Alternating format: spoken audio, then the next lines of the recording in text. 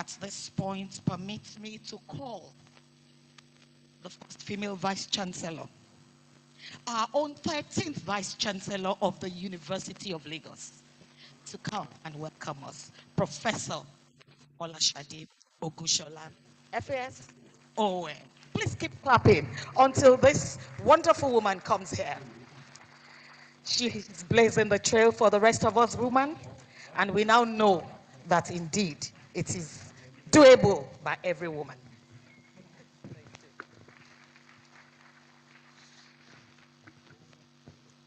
The chairman of the occasion, Professor Rahman Adebelo, the Pro-Chancellor, Chief Oluwole Oladapo Olanipekun, the Deputy Vice-Chancellors, Academic and Research, Development Services, and Management Services, the Registrar, the Bursar, the University Librarian, the Provost College of Medicine, the Convocation Lecturer, Mr. Orondam Otto, members of the University Governing Council, deans of faculty, former vice-chancellors here present, our royal fathers, directors and heads of departments and units, presidents and members of the Alumni Association, members of the university community, our students here present, distinguished ladies and gentlemen, gentlemen of the press.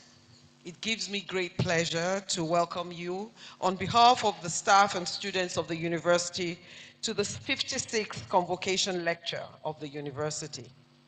The activities marking this year's convocation ceremonies began on Friday, January 16, 2026, with a special Jumat service at the University Central Mosque. Earlier today, we unveiled the University of Lagos Multimedia Library Studio, a state-of-the-art facility funded through a World Bank Center of Excellence to empower students and researchers to document Nigeria's rich cultural heritage on digital media. This was followed by an exhibition of innovations and creative works by our staff and students at the Jalili Omotola Multipurpose Hall. I would like at this stage to invite all of you to please go and see that.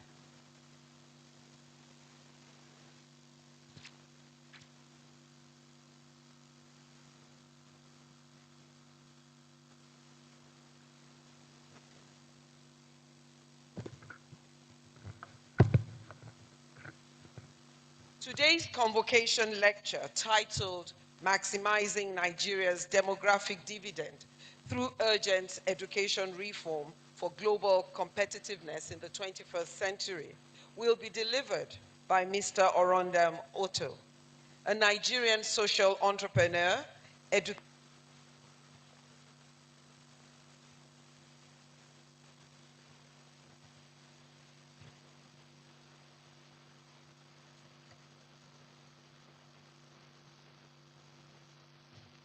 He is the founder of Slum to School.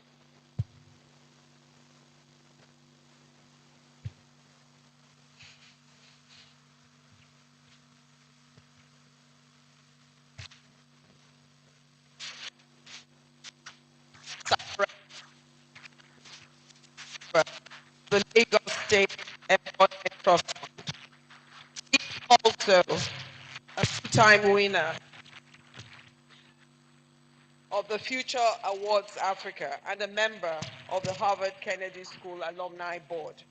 We are delighted to have him share his insights today. The lecture will be chaired by Professor Brown,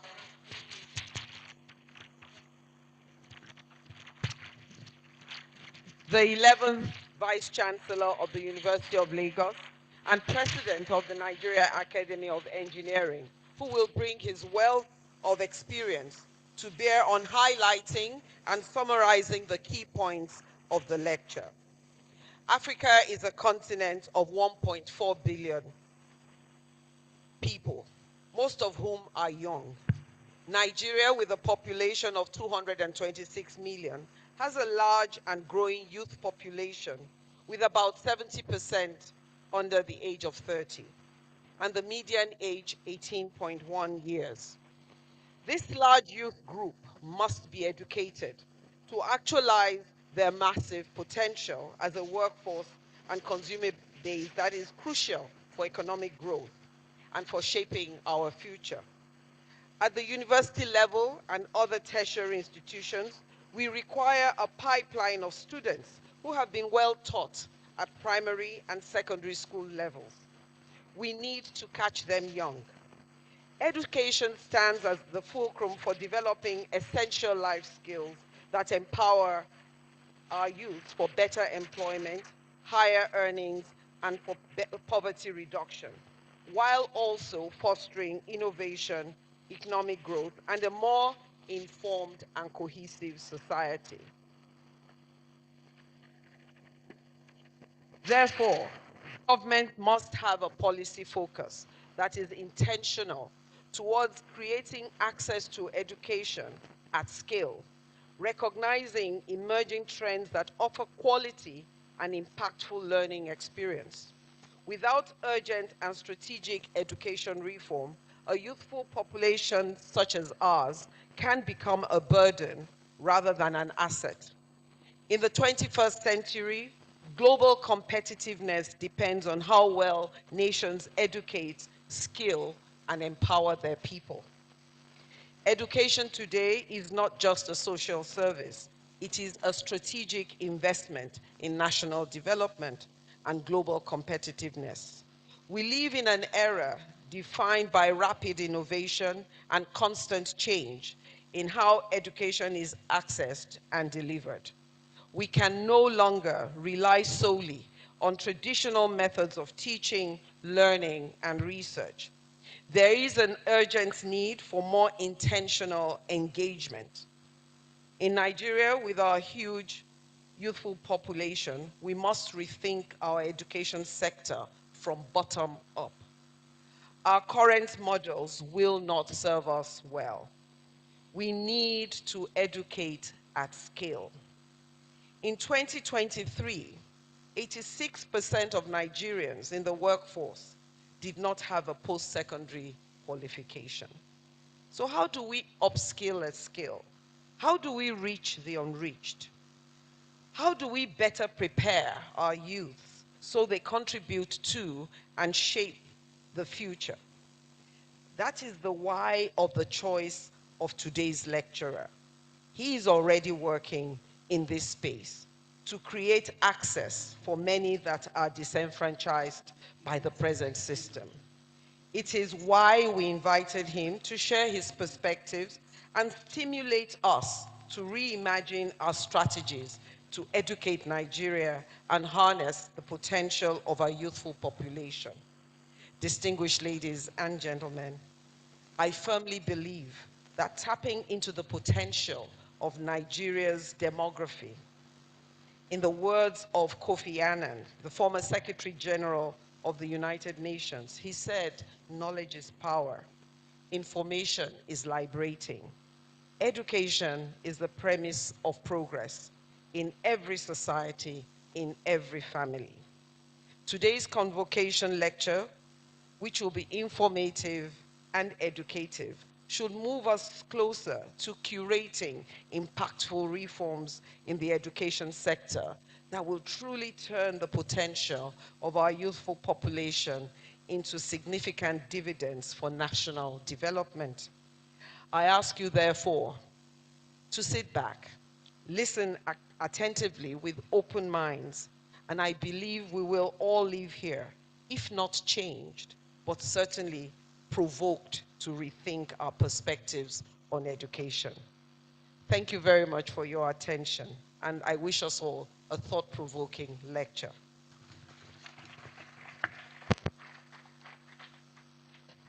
We can do better, definitely.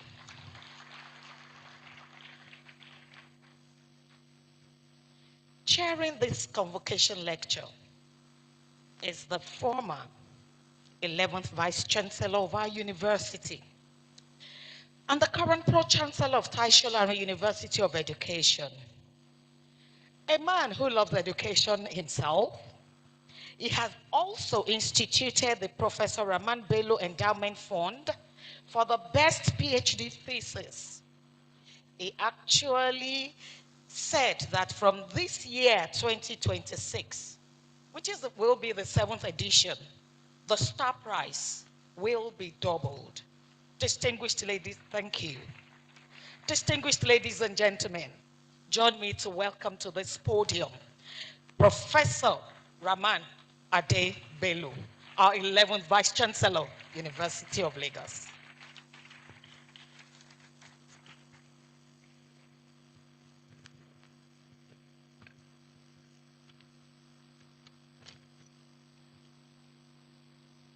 The 13th Vice Chancellor of the University of Lagos, Professor Folashade Ogunshola, the Deputy Vice Chancellors, the Registrar, the Bossa, the University Librarian, the Provost College of Medicine, our Convocation Lecturer today, Dr. Orondam Otto, members of the Governing Council of the University of Lagos, the President, University of Lagos Administration Worldwide, Deans of Faculty, Heads of Department and Units, former Vice Chancellors and former Principal Officers of the University of Lagos, members of staff, graduating students that are here, distinguished invitees, gentlemen of the press, ladies and gentlemen, greatest Akokites. I'm very highly delighted to be drafted to chair the 2026 Convocation Lecture, and I use the word draft because when Madam VC, Professor Folashade Ogunshola, approached me a few days ago, and I found out my schedule will allow my participation, I did not hesitate to give my consent. As a major stakeholder in this project, University of Lagos, of course, I should always be ready to be drafted to make Madam VC's work less stressful.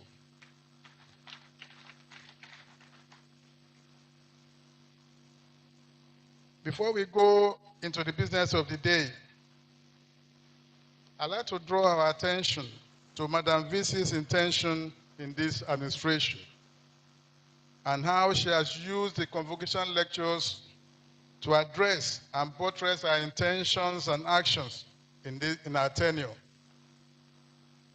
When she assumed office in November 2022, she left nobody in doubt of her intention to pilot University of Lagos into a futuristic university through the Future Ready agenda.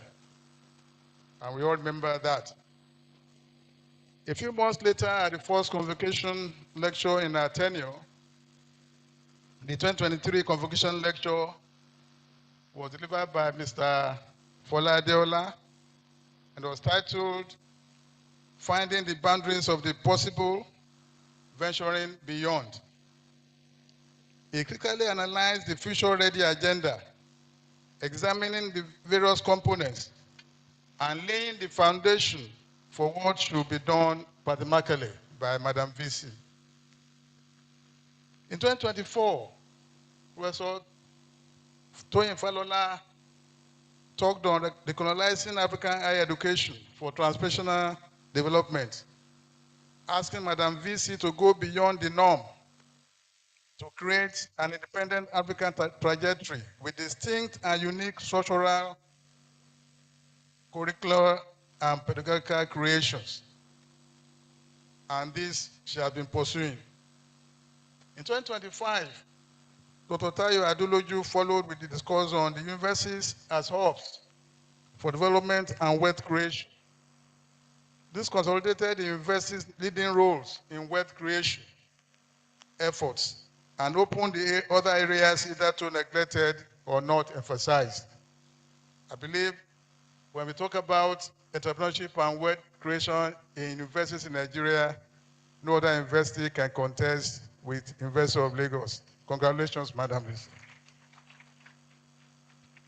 This year's lecture on maximizing Nigeria's demographic dividend through urgent educational reform for global competitiveness in the 21st century, which is to be delivered by Mr. Orodam Otto, has been well described by Madam VC herself in her opening remarks.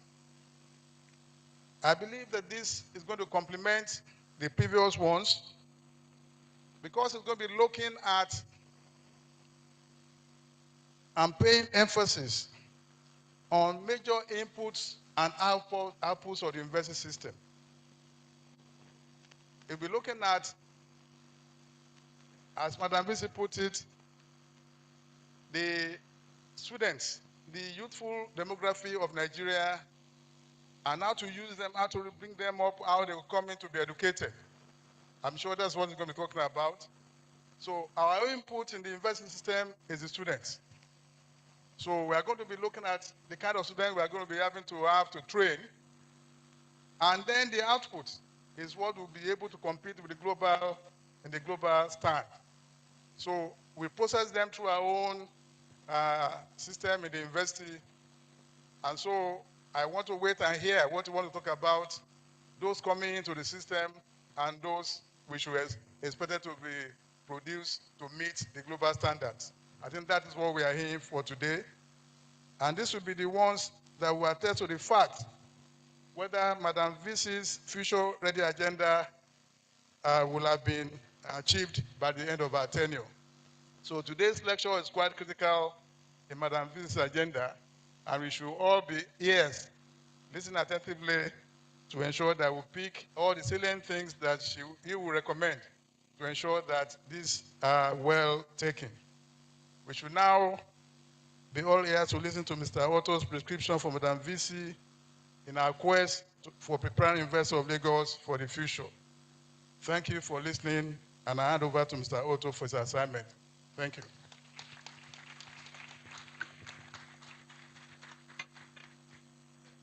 I think we can do better to appreciate the chairman of the Convocation Lecture and the Pro-Chancellor Tai Sholari University of Education, Ogun State, our own Professor Rahman Adisa Adebelo, Fellow Academy of Engineering and President, Nigeria Academy of Engineering.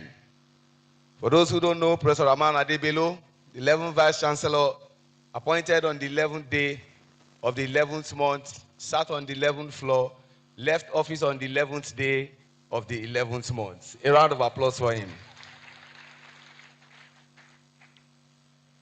We recognize our former bossa, Dr. Lateef Alani Odekunle, distinguished Professor Duro Oni, fellow Nigeria Academy of Letters, and Professor Yetunde Zahid CLN, former university librarian. At this juncture, it's my singular honor, pleasure, and delight to respectfully invite the university orator, Professor Wale Olaoyin, Senior Advocate of Nigeria, to help us understand better who the guest lecturer is.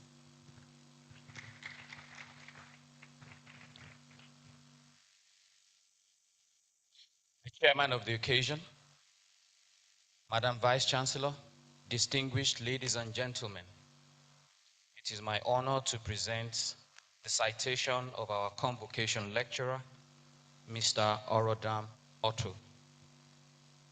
Orodam Otto was born on 8th August 19...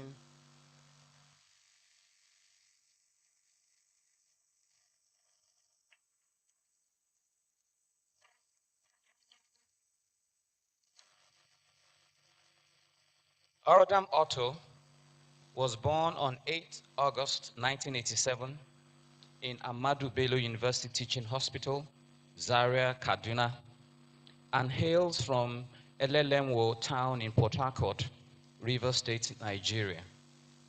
He was born into the family of the late Major Dr. E.O.C. Otto and Mrs. Marianne Otto, and his life has been shaped by an enduring commitment to service. He began his formal education in Rivers State at Aladumo Primary School and completed 6 years of secondary education at the Nigerian Navy Secondary School in Borikiri, Port Harcourt in 2004, where he served as the health prefect and editor-in-chief of the school's editorial board. As a child, Orondam was passionate about social impact, and his passion for saving lives led him to pursue a first degree in medical science, earning a bachelor's degree in human anatomy from the University of Port Harcourt. During his university years and immediately after graduation, Otto worked with youth development organizations across Nigeria and West Africa, living in countries like Ghana, Cameroon, and Cote d'Ivoire, where he led community-based development projects before his national youth service. These experiences grounded him in grassroots development and community organizing. Upon graduation, he was deployed to Lagos State in 2011 for his National Youth Service Program. During his NYSC, he had a defining moment when he encountered the stark educational deprivation of children in several underserved communities like Makoko, Iwaya, Badagry, and Ekpe. During one of his first visits into Makoko, Otto described a scene where he saw hundreds of out-of-school children playing in the lagoon. That encounter ignited his deep passion for social reform, fueling his determination to enroll them in school and change the system where children were deprived of basic education. Orodam Otto was posted to the bank for his NYSC, but later he made a remarkable decision to resign in order to dedicate his time to providing education for the out-of-school children whom he had encountered. He then mobilized hundreds of youths and volunteers to raise funds, eventually renovating a public primary school and enrolling 114 out-of-school children from the Makoko and Iwaya communities in the school for the very first time. Many of those children are now in various universities across the country. This singular act earned him the Lagos State Honors Award and the MDG Presidential Award as the most outstanding NYSC Corps member in 2012.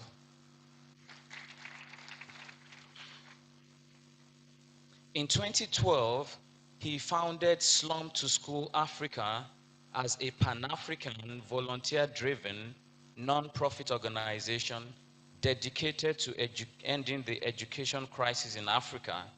And over the past 14 years, Slum to School Africa has evolved into one of the continent's most impactful education and human capital movements, supporting children in over 550 communities in Nigeria alone. Under Otto's leadership, Slum to School Africa has directly provided scholarships and supported the holistic development of nearly 1 million children and youth, mobilized millions of dollars in funding, and built a global coalition of more than 45,000 volunteers across 60 countries.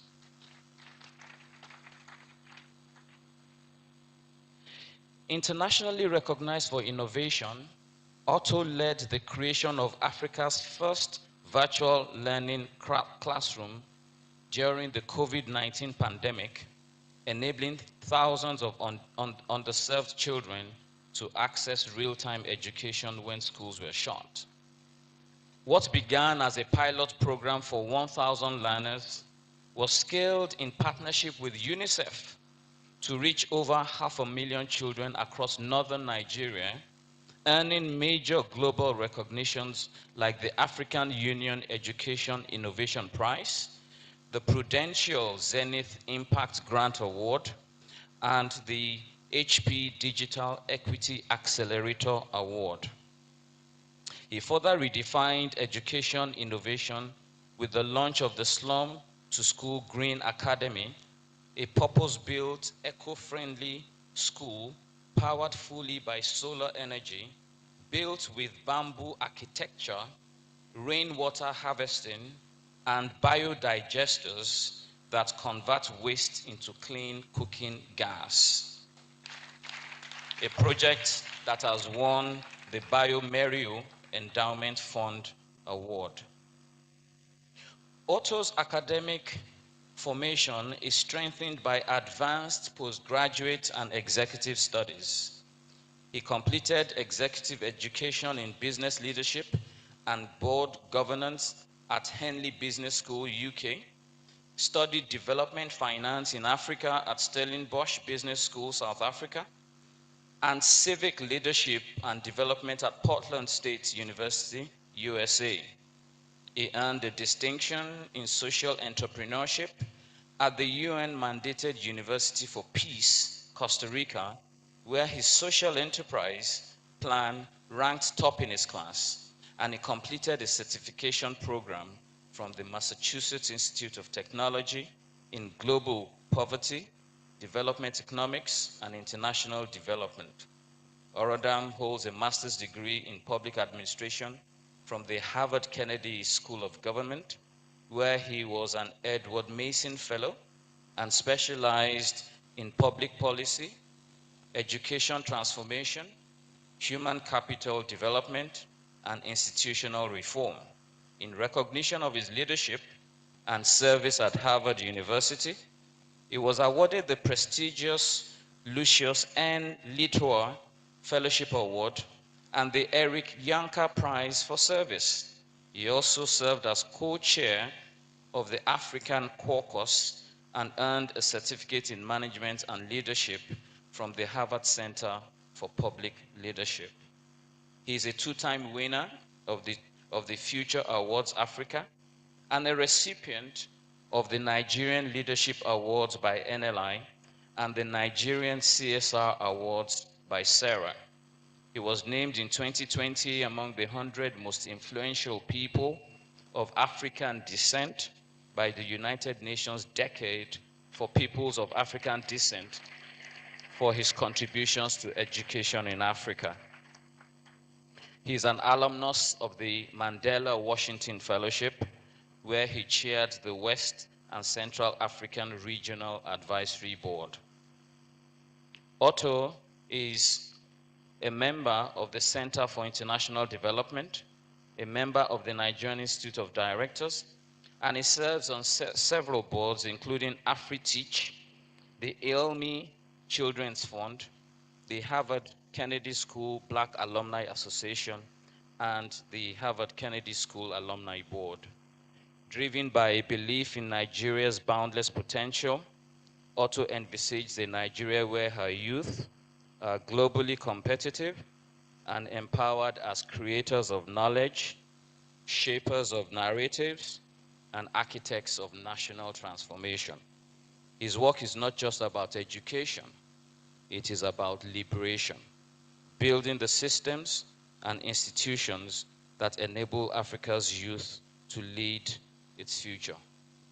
Otto's journey from community volunteer to global changemaker reflects what courage, conviction, and service can achieve. It invites the education community and the university to see education not merely as certification, but as the force that will define Nigeria's place in the world. Distinguished ladies and gentlemen, I present to you our distinguished convocation lecturer, Mr. Orodam Otto. Thank you very much.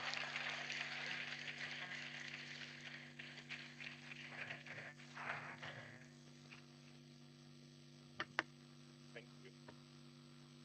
Thank you very much. Can you hear me?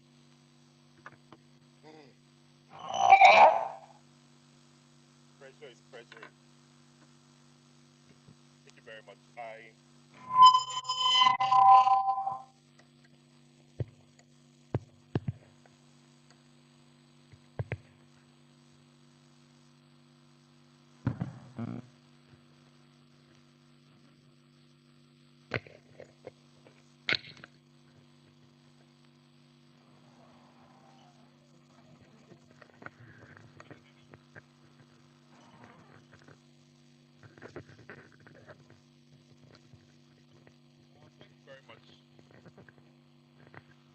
getting there? Okay. I have never had anyone introduce me so powerfully.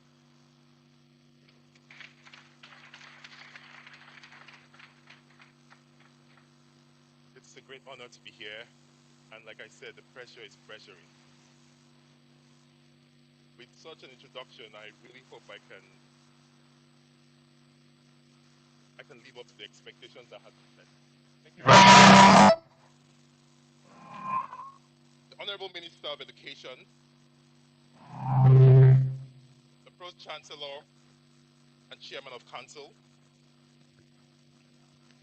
the Vice Chancellor of the University of Lagos,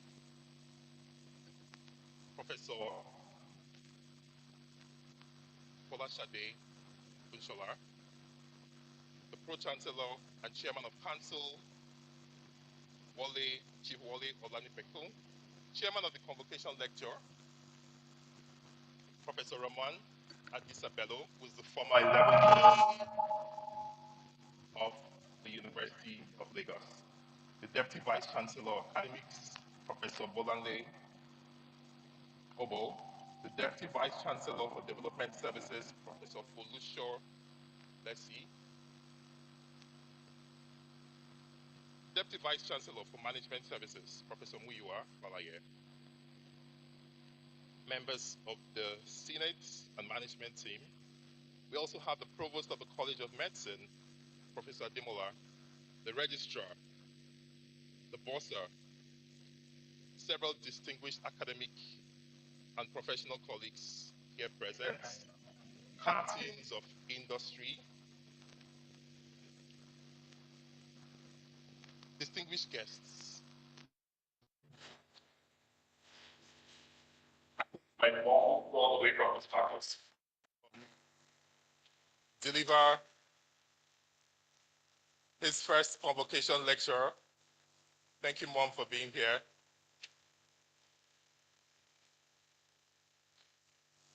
With your permission, can we give her a University of Lagos degree after the lecture?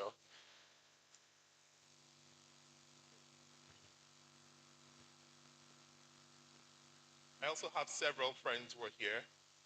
I want to especially acknowledge the very distinguished guests who coincidentally happens to be in Nigeria for the very first time. She's a Nobel Prize winner and one of the very few Nobel Prize winners from Nigeria, from Africa. Her name is Wided Oshimor.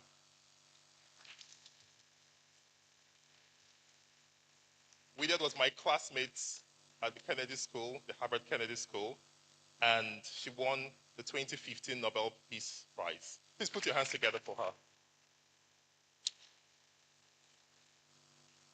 My colleagues from Slum to School and several friends that I can see in the auditorium, I really appreciate you for being here.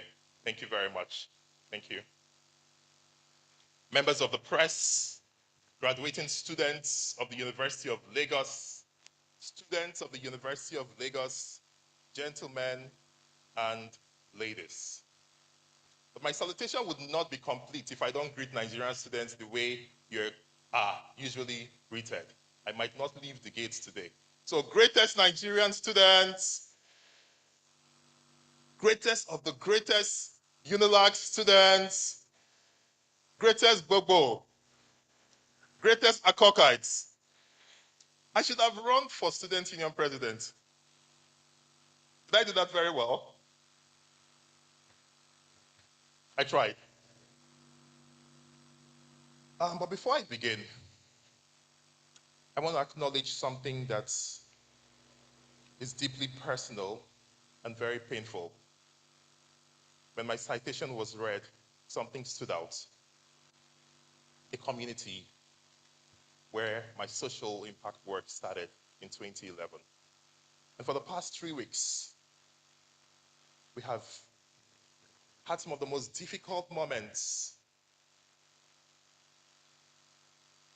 Today I'm here with about 20 of our learners and scholars from the Makoko community.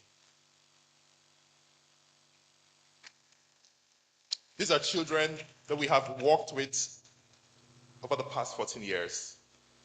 Many of them are also in the University of Lagos.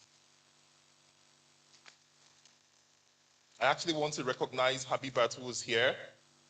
She's a student of linguistics at the University of Lagos. And many of them, what time might not permit,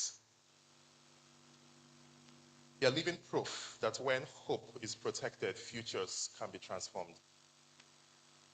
But we all know that Makoko is going through a very extremely painful moment today. Homes are being demolished, families are being displaced, lives are being disrupted. And these young people, and thousands of them, are directly affected.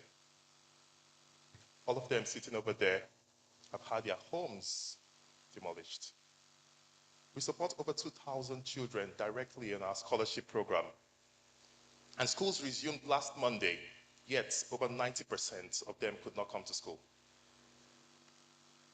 Out of over 2,000 students, we had just about 200 who came to school. Not because they do not value education, but because it's impossible to think about school when you no longer have a roof over your head. Survival comes before study. And so today I want to speak directly to them. And to every one of them who I know are watching online. We see you. We feel your pain. We know that this moment is heavy. And even if we've not been able to stop what's happening, please know that you're not alone. Know that you're not forgotten. Know that you're not abandoned. This moment will not define your future. This disruption will not erase your dreams. The stories are still being written, and tomorrow is still going to be powerful. Thank you.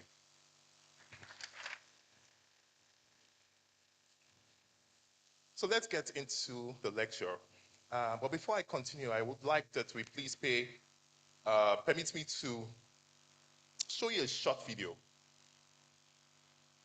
one that takes you briefly into the heart of what I've been privileged to do, the work I've been privileged to do over the past 14 years. So over the next 3 minutes, please, let's just put our eyes and pay attention to the multimedia screen. Thank you.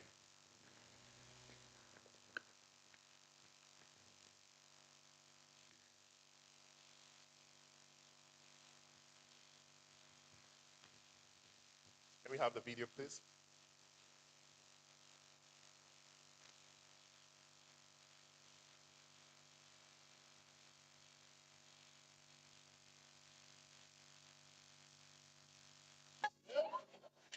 12 years ago, I first visited Saga, a small fishing village an hour off the coast of Lagos. We heard about this community without education, and when we arrived, we saw hundreds of children playing in the lagoon. No school in sight. We fell in love with them and promised we'll bring education to them. A few years later, we started teaching the children in small huts with local teachers, and for 7 years they learned there. But we knew they deserved more. We promised them a real school, but it was so expensive. We had designed an innovative eco-friendly school model with bamboo architecture, and for years we kept searching for partners. Finally, in 2024, we won the Biomery Endowment Award, which covered about 40% of our budget. So we took a leap of faith and began, while seeking more partners, and the children were very exciting. We had to import thousands of construction materials across the river and also sandfill the entire perimeter to create a safe play area for the children, and that stretched every bit of us. The community had never had fresh drinking water, and so we had to construct a solar-powered borehole. And a few months later, we had a call from United Airlines to provide school supplies. HP provided computers. The Norwegian Embassy and Universal Music Group supported our early childhood program. We wanted the school to be child-friendly, so we created art motifs inspired by the Ubuntu philosophy with 54 shapes and colors. Paint were donated by treats and play swings by Preserve Our Roots, and hundreds of volunteers donated to our fundraiser. And finally, the impossible became reality as hundreds of partners and volunteers traveled down to commission the school.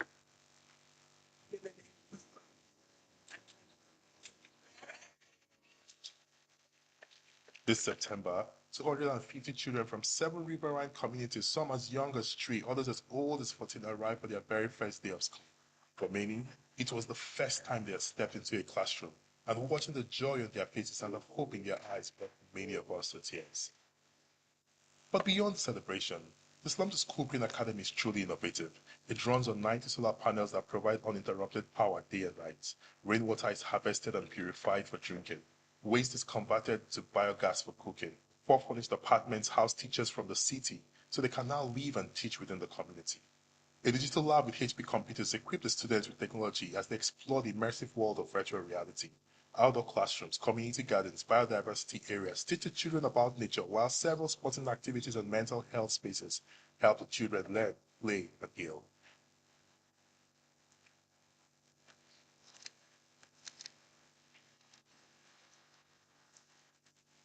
They, thanks to amazing volunteers and partners like you, these children now have a safe place to learn. But beyond this island, millions of children remain unseen and out of school. So let's not stop here. Together, let's build more slum to school green academies and shape an Africa where every child is given the chance to rise.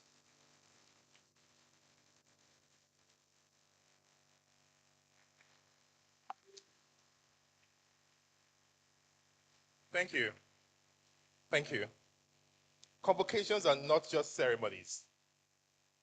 Convocations are moments of national reflections. Convocations are moments when a university asks itself, actually, when a nation asks herself, what kind of future are we sending to the world? And this week, we're going to see that future right in front of us. I see a few of them also in the room. These are people and students who have been tested by standards, who have been shaped by character, who have been prepared to shape the destiny of our nation. So please, please, please put your hands together for all the graduating students from the University of Lagos. That's not enough. That's not enough. These guys have burnt candles, spent nights up. We celebrate you. But beyond the graduates, many of us in this room have graduated many years ago. Every one of us would need to ask ourselves one question. What kind of Nigeria are we building for our children? Please ask your neighbor, what kind of Nigeria are you building for our children? That's not loud enough. What kind of Nigeria? I want us to be in the moment.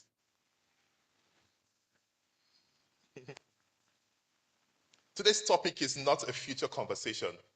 It is urgency of now.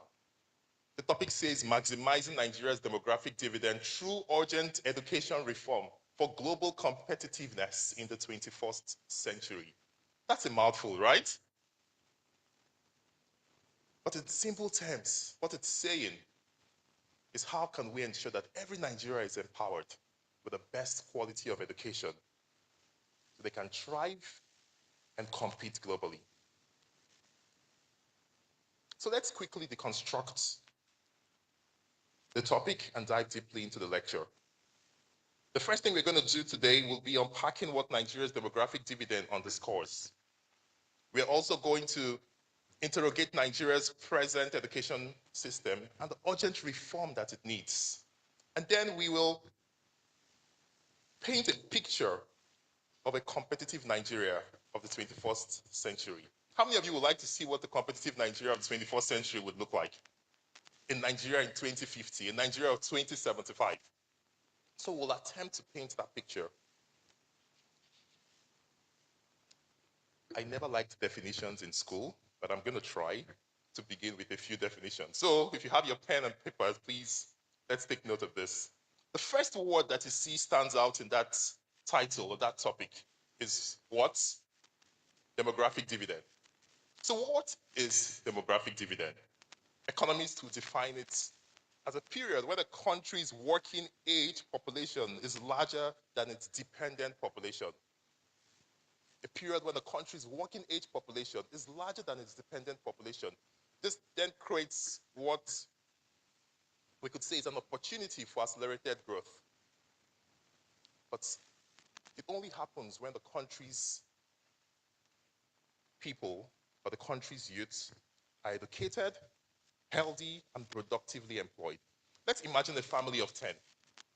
If all 10 children are educated, skilled, and productive, that family becomes prosperous, stable, and secure. True or false? That's what we call a dividend.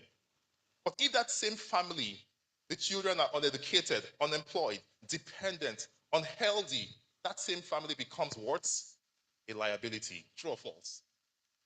The same exact number, but entirely different outcome. Ladies and gentlemen, Nigeria represents that family. The only difference is that we are not 10 children, we are 226 million people. And so, how are we preparing these children? And of that 226, over 50% are below the age of 15. So, we're looking at about 100 million children across the country. How are we preparing them to be dividends or liabilities? The second part of our topic speaks to urgent education reform. And what this means is that education cannot wait. It's not a conversation for tomorrow. It's not a conversation for the next administration. It's a conversation for our generation. And the third part speaks about global competitiveness in the 21st century. And this means that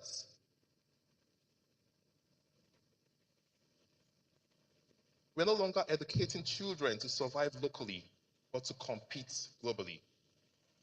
This means that we're in a world where every child we're educating in Lagos, Nigeria, would compete with a child in Boston, Massachusetts. This is no longer about titles, but competence. It's no longer about even competence, but globally competitiveness. And so the topic is asking us a very important question. Will Nigeria's population become our greatest source of prosperity or our greatest source of instability? And so how do we design an education system that turns productivity into, or turns population into productivity? What do we need to do? In today's Nigeria, we have a population of about 220 million people. But data tells us that by 2050, that number is going to double. We're going to be looking at over 400 million people. That is enormous power. True or false? True or false? But that's also, it could be enormous risk. And the difference between power and risk is preparation. And the question is, what preparation are we putting in place? What plans are we making for such population explosion? To paint a clear picture, let's look at 100 children who are born in Nigeria today. And for many of you who have the lecture notes, there are lots of references to the data points. For the sake of time, I wouldn't be able to get into all the references and citations. But let's assume that we have 100 children who are born today. Data shows that 20 out of those 100 would never get into school. 1 out of every 5 of them. And of the remaining 80 who eventually get into primary school, only 55 will complete primary education. Does that alarm you? Does that scare you? Are we together? That means 20 do not enter primary school, and an additional 25 will drop out of primary before they get to primary 6. And of those who complete primary school, only about 45% will go on to complete junior secondary school. From that point, only about 39 would eventually finish SS3. And at that point, what happens when they want to go into the university? Only 12. Only 12 gain access to tertiary education. This is where the greatest loss happens because 27 capable students, 27 passionate young Nigerians are blocked by limited capacity, are blocked by high tuition costs, catchment area policies. And out of those 12 who eventually get into the university, just about 8 make it out of university, and 5 would get meaningful, gainful employment. So what this tells us is that conservatively, just 90% of Nigerian children would pass through the education system but never get the full benefits of formal employment to pipeline employment. They simply end up in different economic realities. as traders, as artisans, as farmers, as transport workers, as wage earners, as bus conductors, as drivers, and multiple informal activities. They are economically active, but most of them are in the informal economy where they are unregistered, they are untaxed. They lack protection from labor laws. There's no job security, there's no health insurance, there's no pension. They were just like you and I. But at some point, the system dropped them. In other words, I say they're simply surviving the system. And survival is what people do when the system has not created pathway for them to fully realize their potential. I have a framework, what I call the framework of national evolution, where I outline 5 stages of how countries could evolve and become prosperous. The first is a state of survival. The second is a state of stability. The third is a state of sovereignty. The fourth is sophistication. And the fifth is supremacy. And so across the world, we have a chart or a graph that places different countries at different spectrums of this graph. Nigeria is a very, very incredible country with immense potential. But we are at a delicate stage between survival and stability. True or false? True or false? And our decisions today will determine whether we're going to rise decisively or remain at a place where we continuously struggle to put ourselves together. And so the question today for us is simple. What must we change in the education system to move Nigeria from survival to supremacy, from potential to power? And so over the next 1 hour, we're going to unpack this complex topic, the complexity of our education system. We're going to truly interrogate a lot of things. We're going to think in so many strategic ways and explore what we could call strategic reform policies that must be made, that should be made, that we should collectively advocate to implement. And so I had listed about 8 critical reform pillars that we should consider. This would be unconventional to some of you. It might make you shift your position on your seat, but I think it's important that we think differently. And so are you ready for us to dive in? Are we ready for the lecture to begin? Okay. The first reform is what I call a national education vision protected by law. Do we have a national vision today? Class? Do we have a national vision? Or can anyone tell me what Nigeria's vision is? A million naira. And just stand up and tell me the vision of Nigeria is defined as. I bet you if we pass a piece of paper across this room, every one of us would have different answers. True or false? And so Nigeria's greatest weakness is in the education system is not the lack of efforts. It's not the lack of policy documents. We have a lot of policies, but it's the lack of continuity, the lack of a legally protected national direction. Every 4 years, we come up with new visions, new agendas, new policies.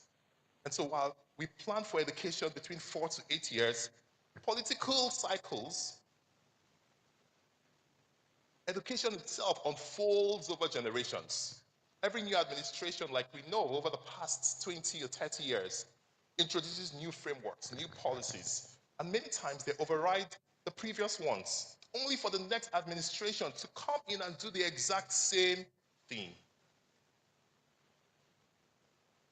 This has to stop. Do we agree? Okay, the class is following. And so the first most radical reform I want us to think about today is that Nigeria needs to define a clear, compelling education long-term national vision, one that is not owned by a government or a political party, but by the nation itself. A vision that is so clear that it is recited in schools. It is sung on national or school assemblies, on national television. It's pasted on the walls of our classrooms. It's printed in exercise books and textbooks. It's translated into local languages and taught in elementary schools. That vision cannot be written in Abuja alone.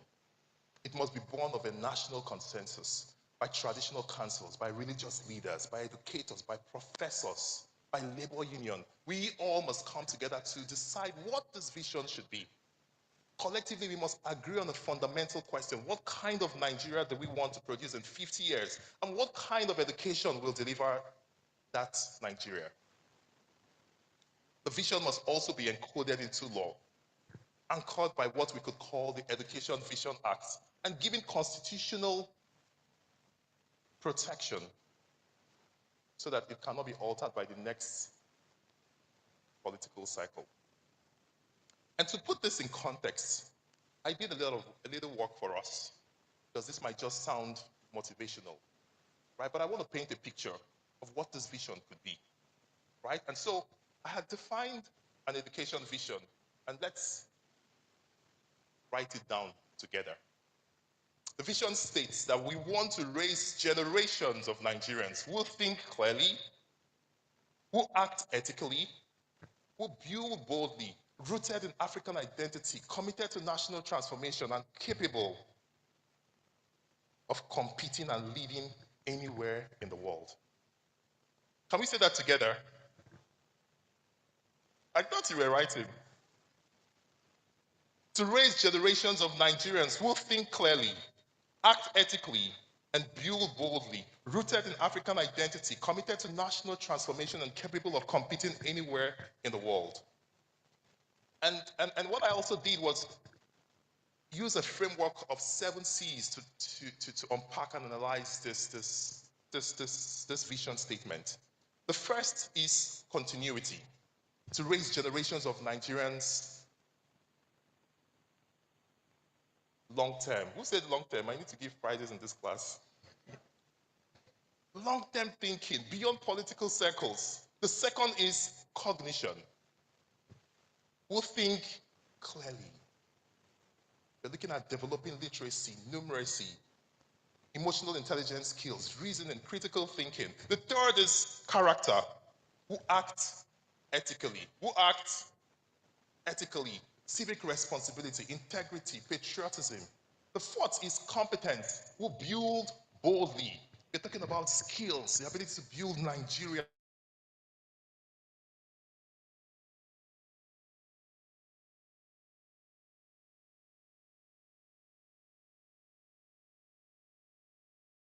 We decide what to borrow.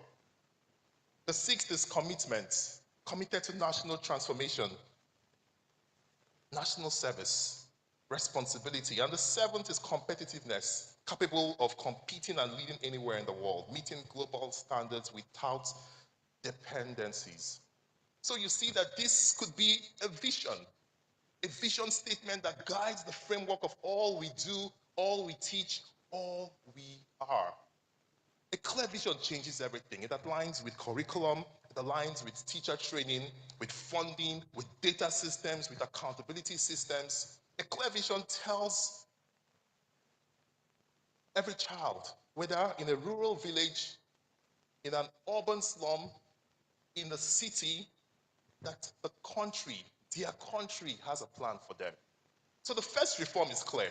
Nigeria must create and adopt and legally protect a single national education vision that no administration can easily rewrite. All in favor, say yay. All against, say nay. The yay has it. The second policy reform speaks to institutionalizing 15 years of compulsory education and transforming our schools into centers of excellence. This might be a little bit complex, but I'm going to unpack it a little bit. You see, today in Nigeria's education system, we follow a system, the 934 formula. True or false? Which replaced the 6334 system. This includes 9 years of basic education, consisting of 6 years of primary education and 3 years of junior secondary school education, followed by 3 years of senior secondary school education and 4 years of tertiary education. However, by law, only the first 9 years are compulsory and enforceable. True or false? We are all educators, so let's answer very confidently. True or false? And so we see that secondary education remains optional. But beyond secondary education is a basic education component itself that sounds complete. But there's a very quiet structural omission that shows a foundational loss. Many times we don't know it, but it's there. Ideally, primary education begins at the age of 6, which means that most children have already lost early childhood years, early childhood education, because structurally it's not included in the system. And what the nation does not clearly envision, it cannot properly implement or enforce. And this matters because learning does not begin in primary 1. Does it? Learning does not begin at the age of 6. Decades of neuroscience research shows that about 90% of the human brain is developed and occurs before the age of what? Before the age of what? 5. So before you're 5 years old, 90% of your brain development has happened. This is shaping language, shaping cognition, shaping reasoning, emotional regulation. Yet Nigeria misses the critical development window when this happens. Data also reveals that 60% of Nigerian children at the age of 5 have not enrolled in any formal education system. 60%, that's 6 out of every 10 children have lost this foundational learning. And you see, this is one of the reasons why today we see that 70% of Nigerian children at the age of 10 cannot read a simple sentence. What do we call that? Learning poverty. It's a development term. And so learning poverty across the continent varies from different countries to countries. And Nigeria stands at about 70%, which means that 7 out of 10 children at the age of 10 cannot read a simple sentence. We see this on the field every day. And it's because when they begin, they have lost some of the most critical years. And teaching at this point now focus on repairing the damage rather than building early gains.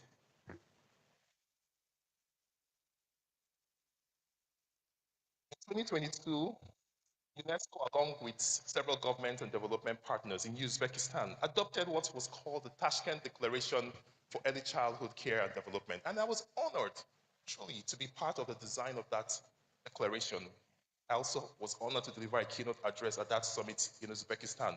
But that declaration called on something very important. It called on countries to guarantee at least 1 year of free and compulsory pre-primary education.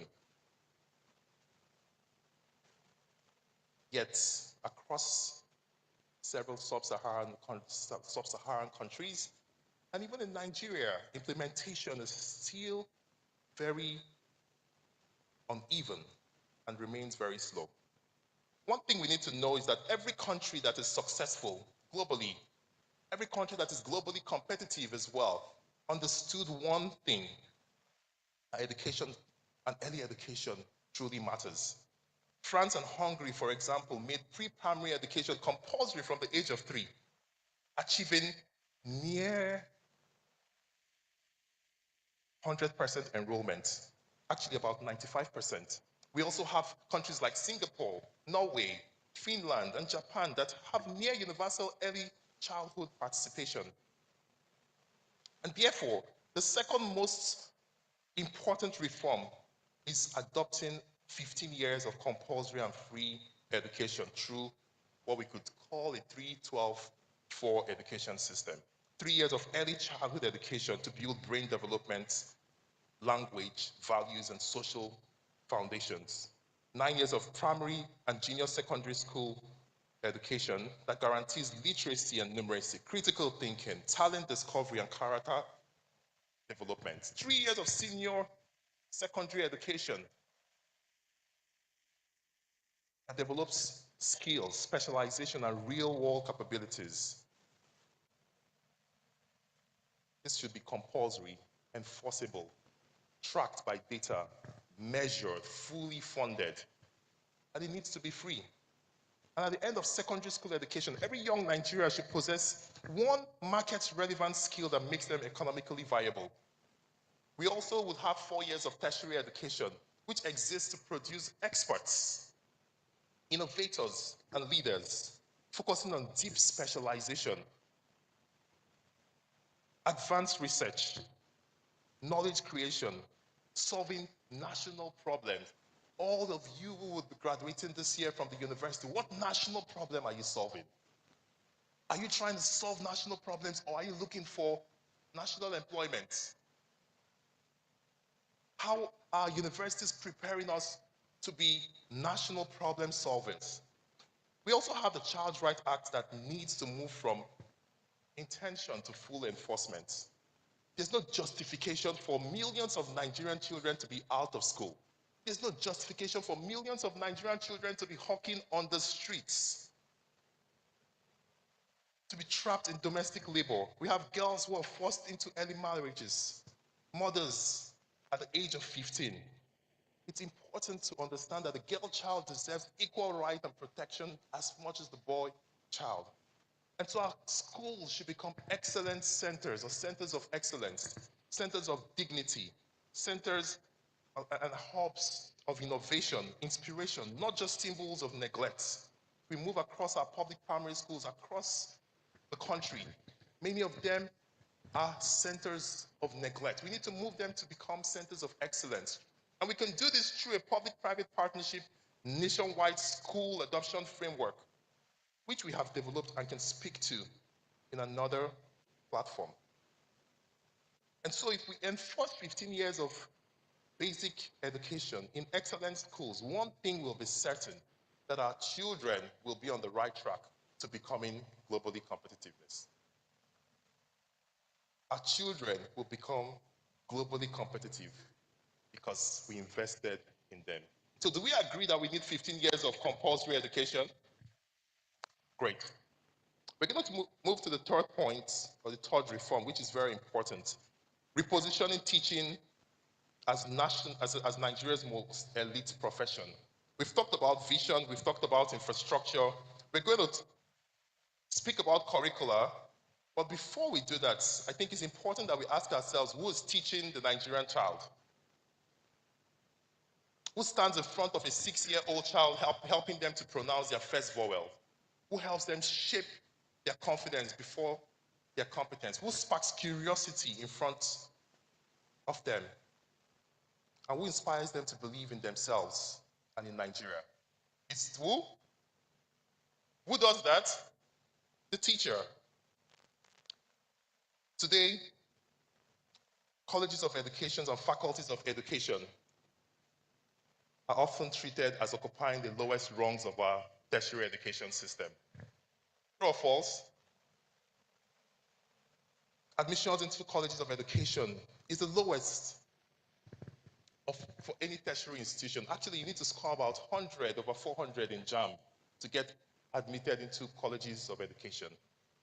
And whatever the justification of that is, it silently communicates that teaching is a profession of last resort, not first choice.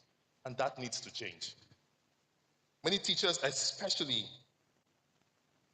in private and low-income schools, earn very poorly. Many of them earn as low as 30,000 naira in 2025. That needs to change. But the deeper question we should ask ourselves is, why is teaching still treated as a certificate-level profession? Why are those who are meant to teach our children, to prepare them for the future, why do they require to have just an NCE, despite the fact that they spend 3 to 4 years in the university? That also needs to, across the world, the strongest education systems understand that teaching is the strongest and a top-tier profession. And so you find countries like Finland, where teachers require a master's degree to teach. Portugal, Italy, Spain, you require to have a BSc and several postgraduate training programs. Last year, I had the opportunity to travel across the US as an Eisenhower Fellow. I went to several states. And in New York, Massachusetts, Connecticut, you need to have a BSc and several certifications for the next 5 years for you to be a permanent teacher. These systems understood one thing, that to raise standards, you need to raise the teaching profession. And so Nigeria needs to realize this, that it's important to fully professionalize teaching. We need to make the teaching profession as demanding and as reputable as medicine, as law, as engineering, and several other courses, because there are all degree programs where failure carries consequences. So here's a third major reform.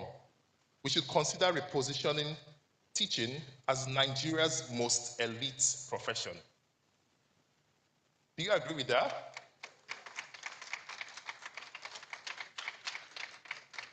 We should abolish the National Certificate of Education by transitioning colleges of education into degree awarding universities of education.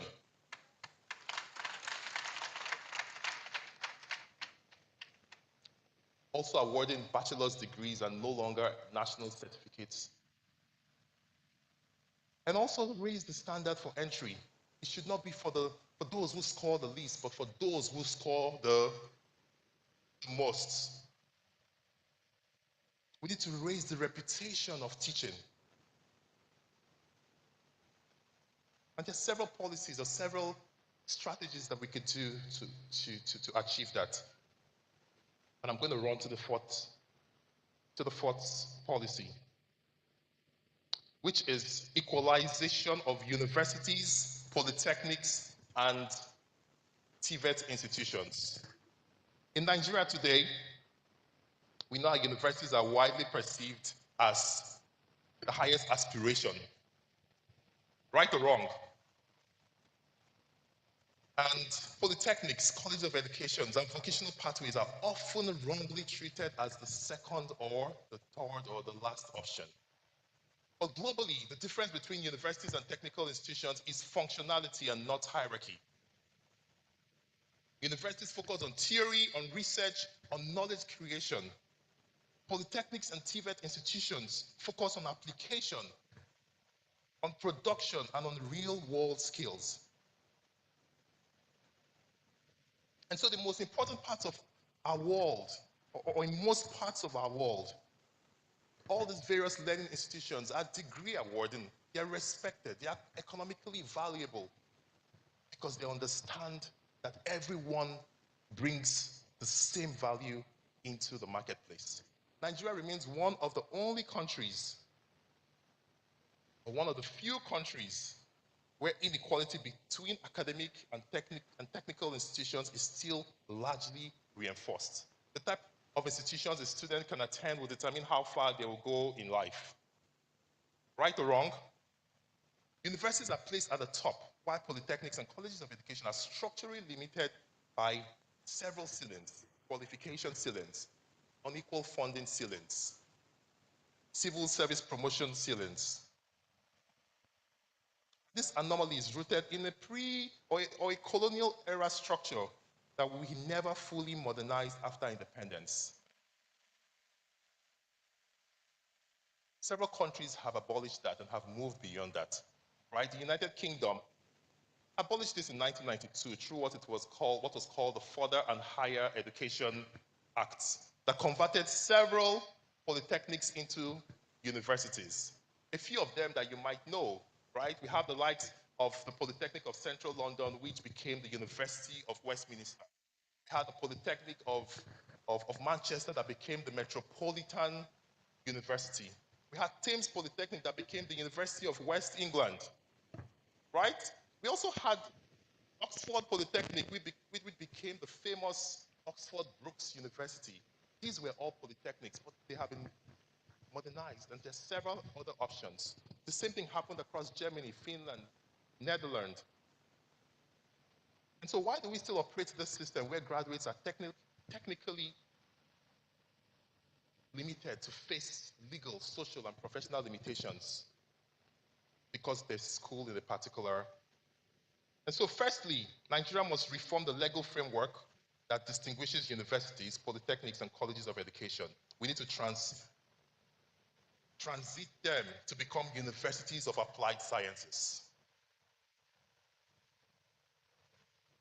And we also need to ensure that they are delivering or awarding degrees of equal legal status, like BScs and Bachelor, BANG, BTech, BEd. We need to ensure that beyond the equalization of the brand, not only of the institution, we also need to think about how these courses, especially in the TVET institutions, how they are perceived.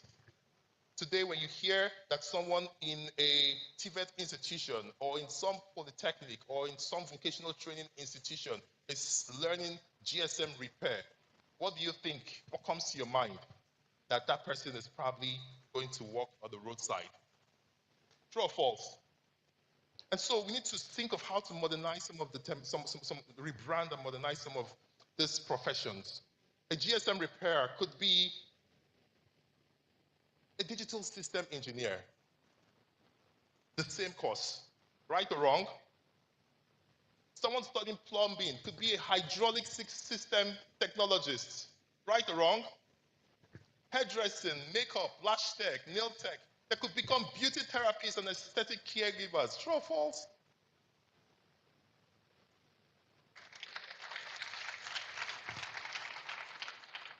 And so we need to know that these titles reflect the actual complexity, science, and the economic value of the work. In today's world, titles shape dignity. Titles shape aspiration, career choices, because conventional career pathways are changing.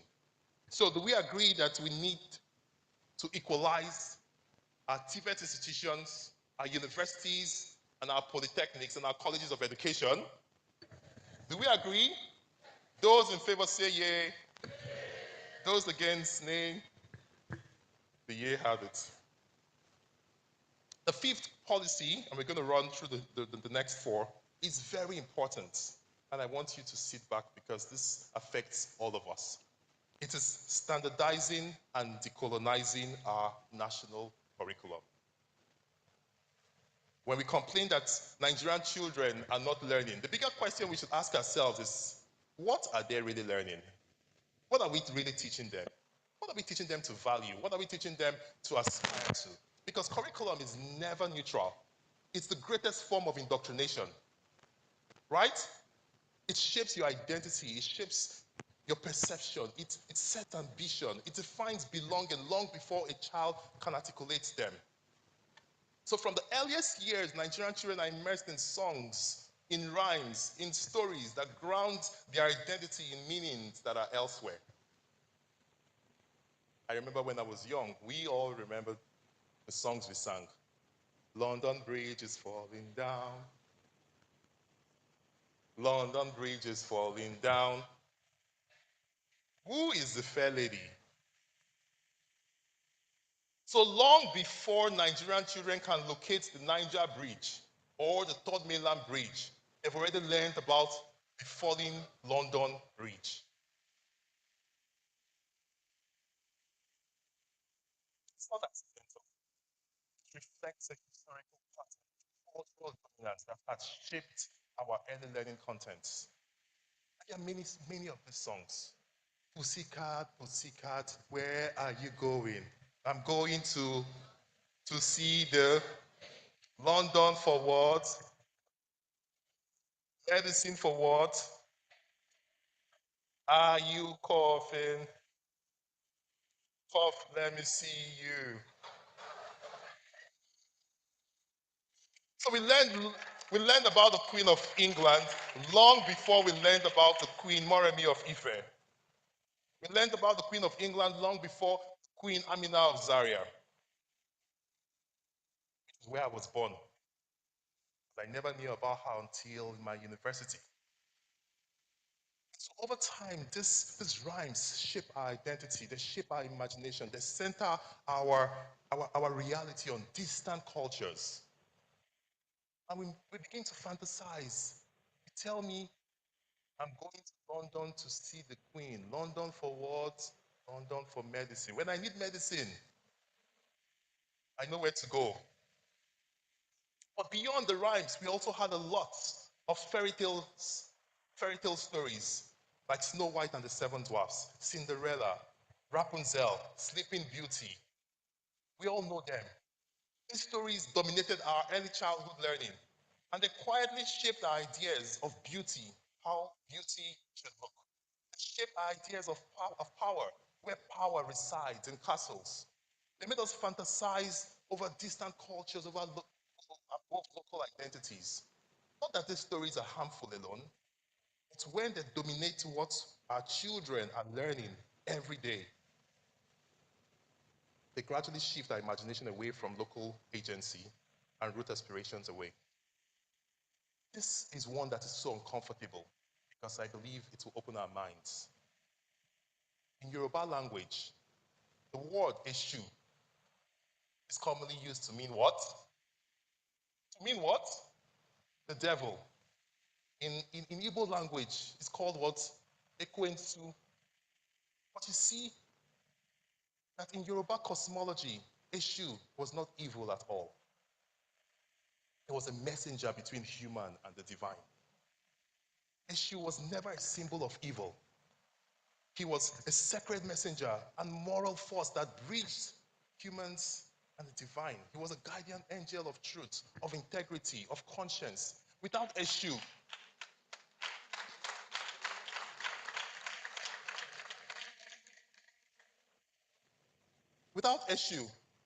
there was no connection to the Orishas because he carried intention, he carried prayers and accountability between worlds. His role was clarity, not chaos. His role was discernment, not destruction. He was not a trickster like many of us call him today. He stood for truth. And actually, the interesting part is that Eshu served as an intermediary, much like the concept of the divine messenger in other religions. I'm not going to specify that here. But as colonial religion and education spread, especially in Africa,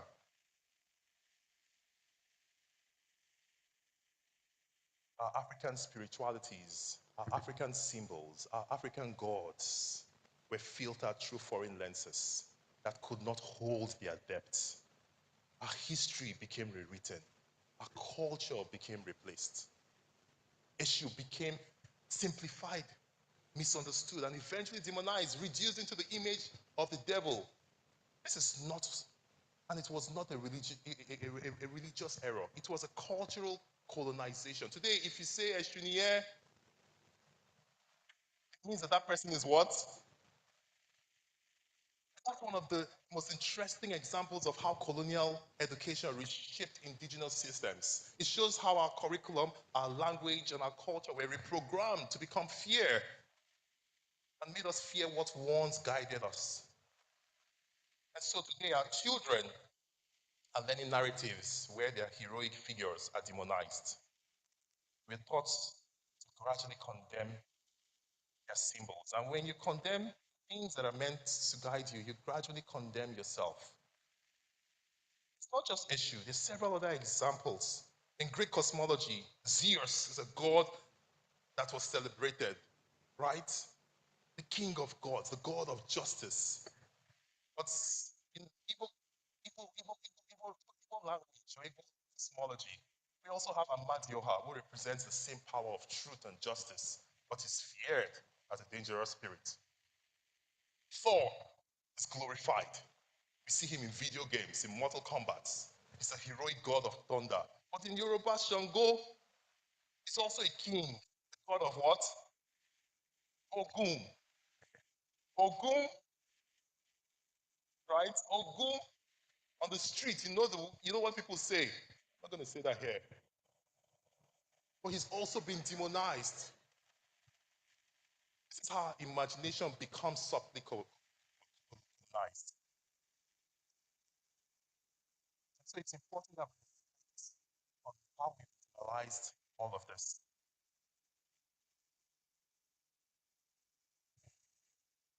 We also have issues of standardizing our curriculum. What the child is learning in Zamfara is not the same thing that the child in Anambra is learning. We have different cutoff marks across different states. We need to ensure that what the child in Sokoto, Bayelsa, Enugu, and Lagos are learning are same. Location must never determine destiny, and we should never accept lower cutoff scores for certain states over lower standards in others. We need to ensure that our standards are equal. We need to preserve Nigerian educational languages.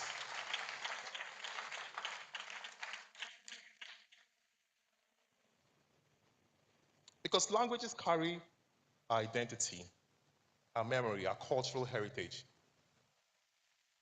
Mother tongue language of instruction is a very important conversation that we have, a very controversial policy.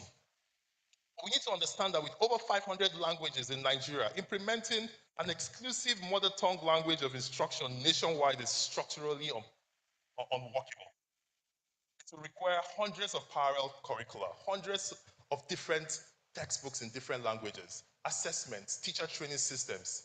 In many classrooms today, especially in cities, children come from multiple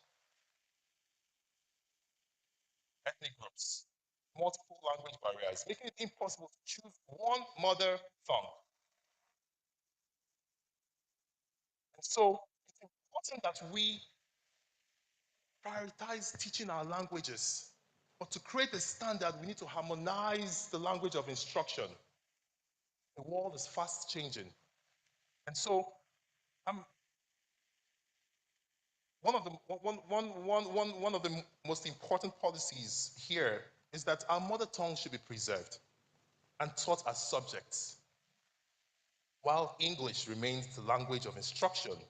And I appreciate what the federal ministry is doing today in trying to see that this is done, because it's caused a lot of issues across the country, which I might not have the time to go deeply into.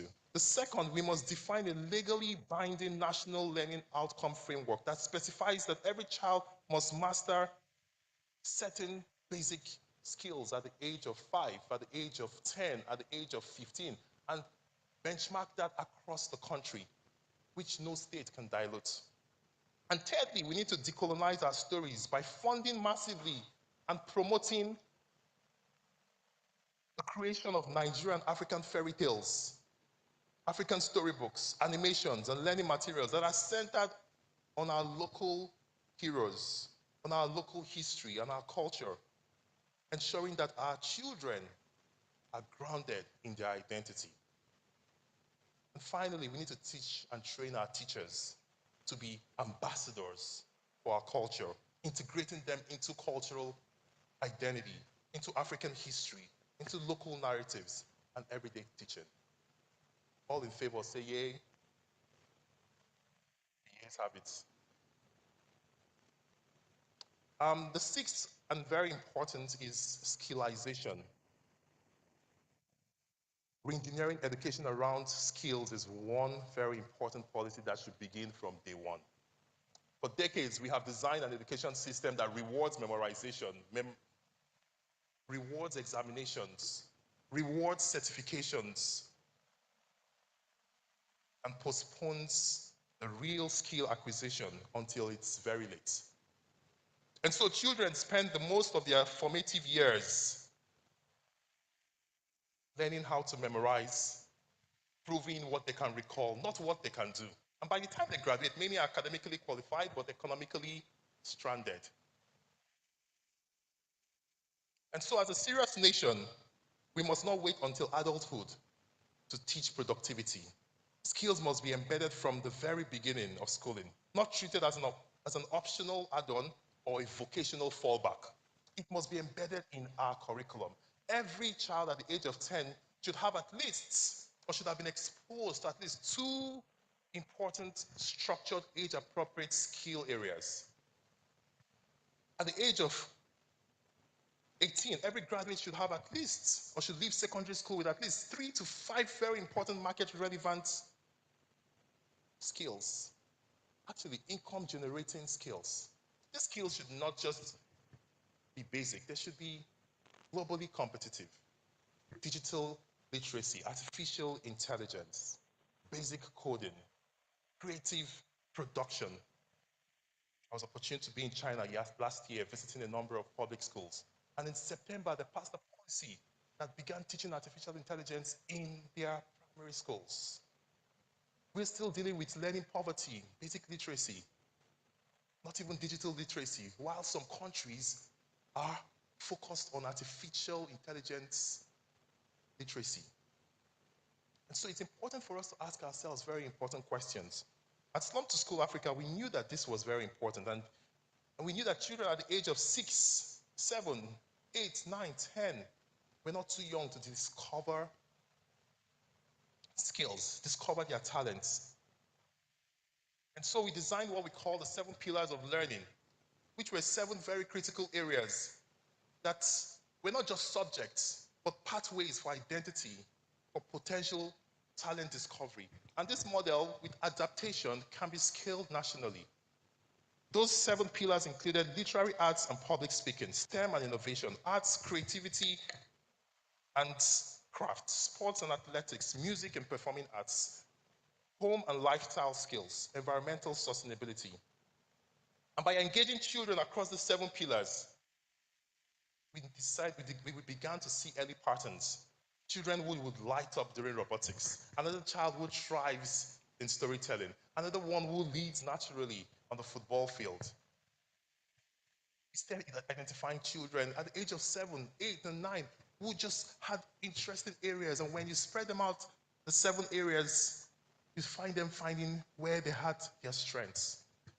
And so today we decided to even invite about 5 of them from different pillars, right? And I want to very quickly just ask Ayomide to stand up.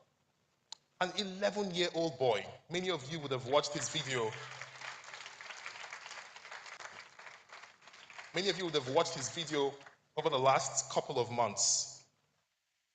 He, at the age of 7, identified that he loved literary arts and spoken words. And so he joined that club. And today, at the age of 11, Ayomide and his friends published their first anthology of poems last year.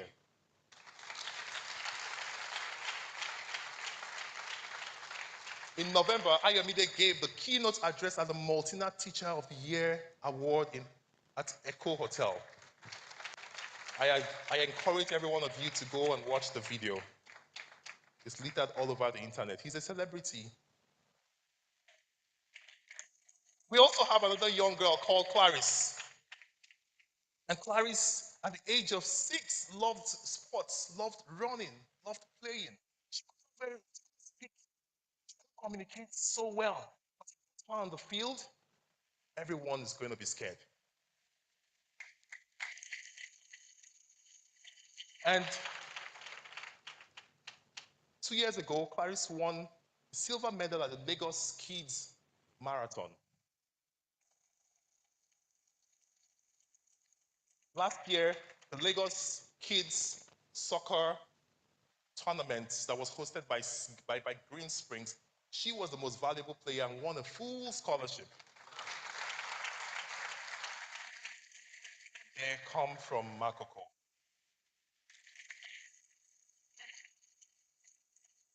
We have a lot of them. I might not have the time to speak about all of them. Zola. We have Motunrayo. Motunrayo, please stand up. Let me spotlight you. Right? She is another great story.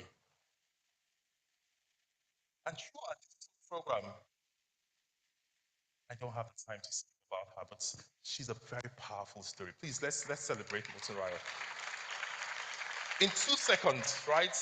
In 2012, when we were enrolling children into school, we had a policy that allowed us to enroll just 2 per family.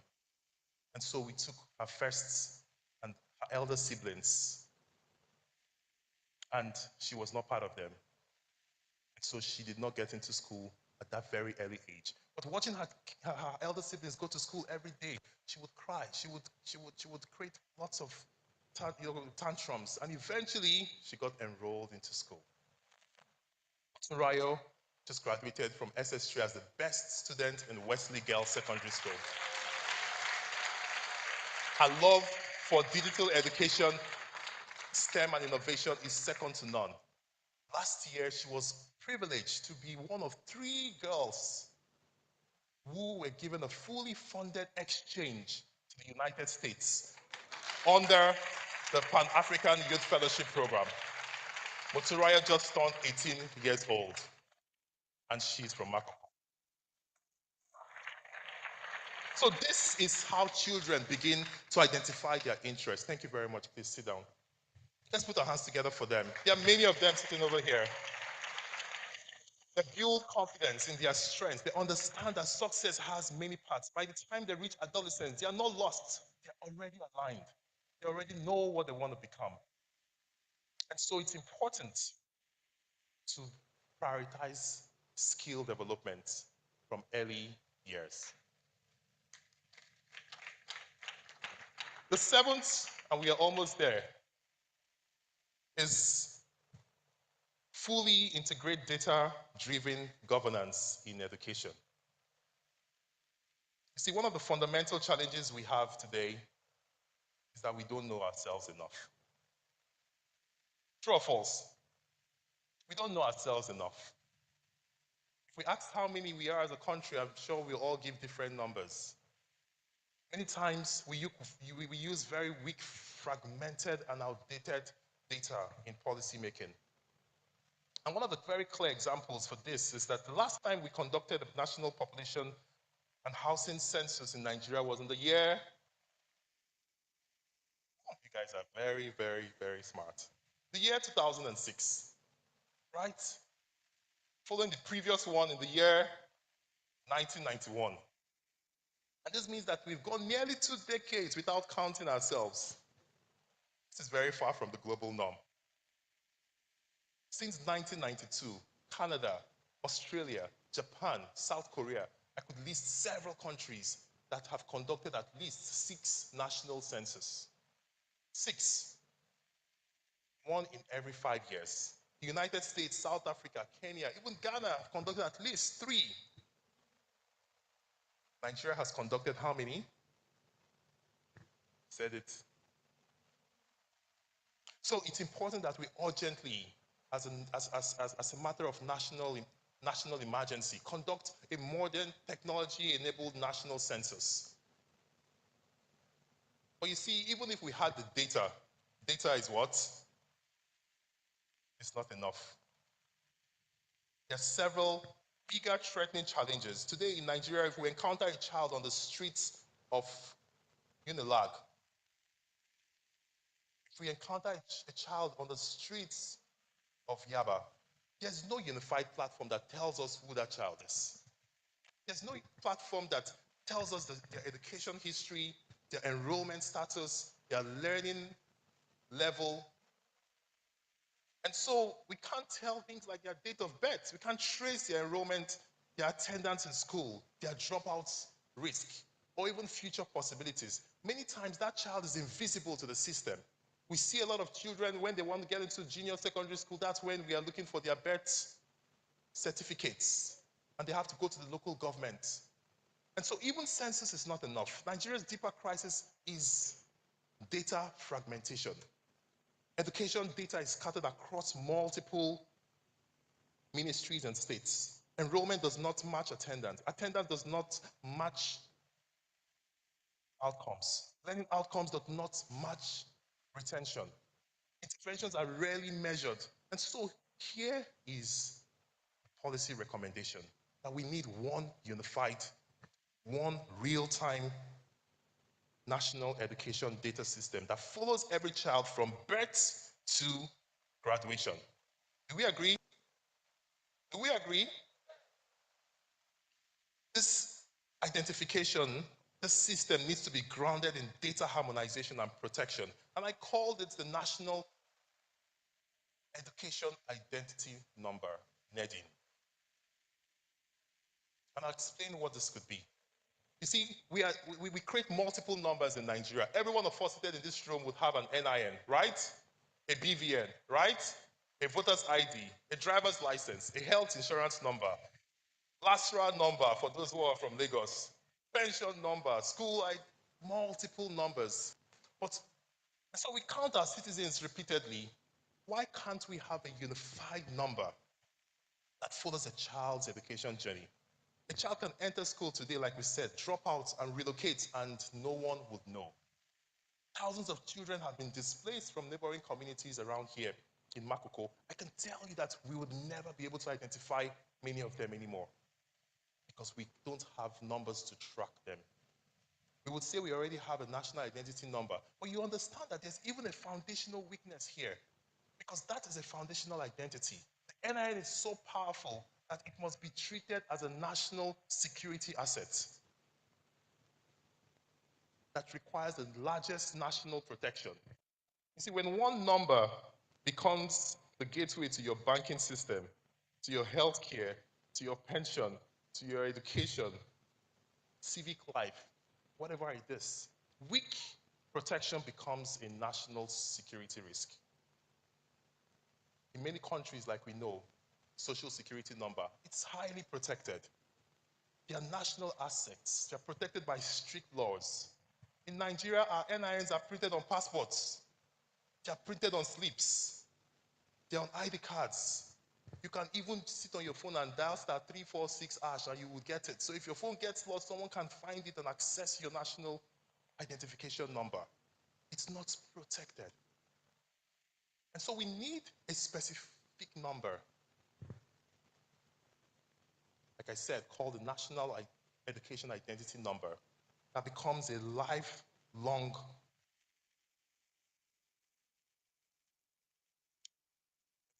only number that tracks a child's transition through the education system.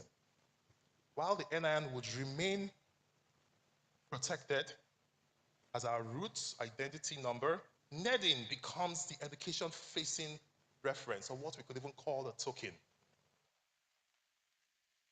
And finally, on data harmonization, we need to ensure that all schools across the country, both private and public, are digitally registered and harmonized in a national system that ensures that we can tell the states of every school in our country. This is not just about surveillance, or rather, it's not about surveillance. It's about visibility, it's about planning, it's about accountability in service of our children. Because a child enrolled on paper but absent in class is not only a threat to themselves, true or false, but a threat to society and a demographic boarding waiting to happen. So do we agree that we all need NEDIN? Do we agree we all need NEDIN? Those in favor say yay. The yeas have it. The last policy reform. Who can remember all of them? Is that a lot? I'm going to give a prize to someone who remembers all of them. The last is very important. This is creating two strategic education ministries, one for children and basic education, and a second for higher education and research. Did you hear that? Did that excite you? Did it excite you? Okay, so I'll explain. You see, in Nigeria today, we have several dual ministries. Actually, one of the fundamental issues we have in Nigeria is the absence of a child-centered ministry. We have several dual ministries. We have the Ministry of Water Resources and Sanitation and the Ministry of Environment. Are they related? We have the Ministry of Solid Minerals and Minerals Development. We also have the Ministry of Steel Development. Are they related? We have the Ministry of Aviation and Aerospace.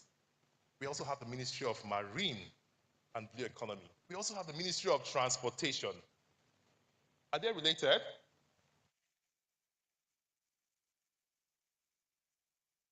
This is another interesting one. We have the Ministry of Communication, Innovation, and Digital Economy. And then we have another ministry for innovation, science, and technology. But you see, the one I love so much is that we have a Ministry of Agriculture and Food Security, and we have a Ministry of Livestock. And so it's important, we need livestock, don't we? It's very important. And so you see that while these ministries are very important, what is most concerning is that we don't have a single ministry that is solely focused on the full development of a child. Think about that. A ministry that integrates everything that concerns a child from early childhood through adolescent. You see, this omission is very symbolic and its consequences are very loud. When Nigeria lacks a single ministry that is fully responsible for shaping human potential in the most crucial years of their life, we are not efficiently planning to maximize our demographic dividend. You see, we speak about this and say, we have every ministry, several ministries that focus on children, and that in itself is a problem. Because when you have fragmented responsibilities for children development, you leave them without unified ownership. Many federal ministries today focus or have responsibilities for children. We have the Ministry of Education that focuses on schooling, the Ministry of Health that's responsible for child health, immunization, nutrition. We have the Ministry of Women Affairs, who is actually responsible for children. We have the Ministry of Humanitarian Affairs, the Ministry of Interior, the Ministry of Justice, and many more, everyone with fragmented responsibilities for children development. And you see, when we have all of these disconnected silos, it means that no single institution is fully accountable for the full spectrum of child development. And as a result, responsibility becomes dispersed. Coordination becomes weak, and holistic child outcome remains unmanaged at the national level. The ministry is very important, right? When you have a ministry, it's the highest level of responsibility because the minister sits in the Federal Executive Council. So let's unpack why the Ministry of Basic Education is even more important. We understand that the Ministry for Children is important, right? Do we understand that? So let's look at the Ministry of Basic Education and see why it is even important. Today, well, I had 10 minutes more. Today, we have multiple bodies in the Ministry of Education: UBEC, National University Commission, JAM, TETFON, TRC, and NECO, multiple agencies. Ministry of Education has actually almost 30 agencies and parastatals, many of which are very large and very complex. UBEC alone could be a ministry in itself.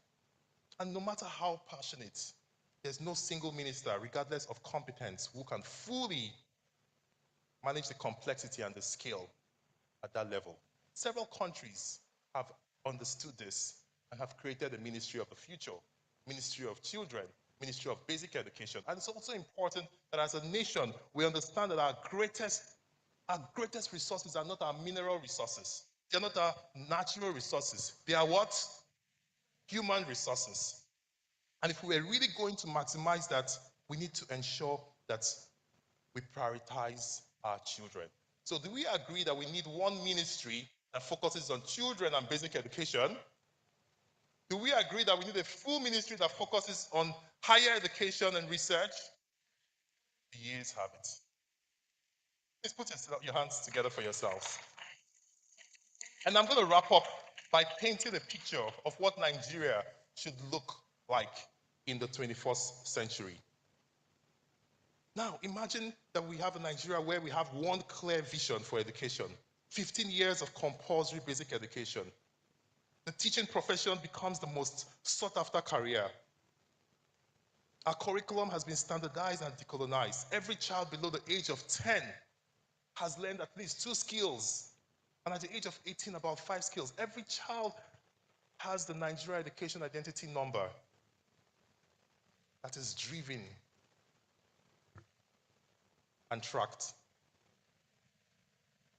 Our universities and polytechnics and TVET institutions all have the same pedigree and social hierarchy. And finally, we have one coordinating ministry for children and basic education alongside the Ministry for Higher Education. What do you think Nigeria would look like? What do you think Nigeria would look like? This is what it could look like. By 2050, Nigeria will stand among the 3 most populous nations in the world. We're going to have about 410 million people. And that population is the greatest strategic advantage any nation could have. 400 million people. We could, and I want to paint a picture, we could have gone from a $200 billion GDP in 2025 to a $6.5 trillion because we maximized the potential of every single child. Our poverty level could fall from 65% in 2025 to 3% in 2050 because everyone is empowered and skilled and contributing to national development. Life expectancy could have risen from 54 to 78. Productivity could rank among the highest globally. For the first time, Nigeria could truly begin to live as one people. We could have a national vision that harmonizes us. We could have a shared identity that is rooted in citizenship rather than origin. We could finally replace the state of origin discriminative policy with a citizenship-based system that rewards contribution over ancestry. And this would also mean that every child will be eligible to enroll in a federal school without discrimination or without preferences. A Yoruba man could become the governor of Imo State. An Igbo woman could become the governor of Lagos State. An ethnic woman could become a local government chairwoman in Kano State. Our public schools could become citadels of learning and places that are centers of pride to enroll our children. Our universities have been transformed to research engines directly tied to industry. Polytechnics and vocational institutions will evolve to become prestigious universities of applied sciences and universities of education. See, I believe that petroleum exports could also increase and largely produced locally. And beyond petroleum, our mineral exports and production would also significantly increase beyond petroleum, right? But that would not be our greatest source of income because it will become our talent. Talent will become our greatest resource. Nigeria will become a maker and not just a market. Local governments will become real engines of development and not just governance focused on the presidency. Our national assemblies would return to their true purpose, which is making laws and not just contract distributions or constituency projects. I didn't say that.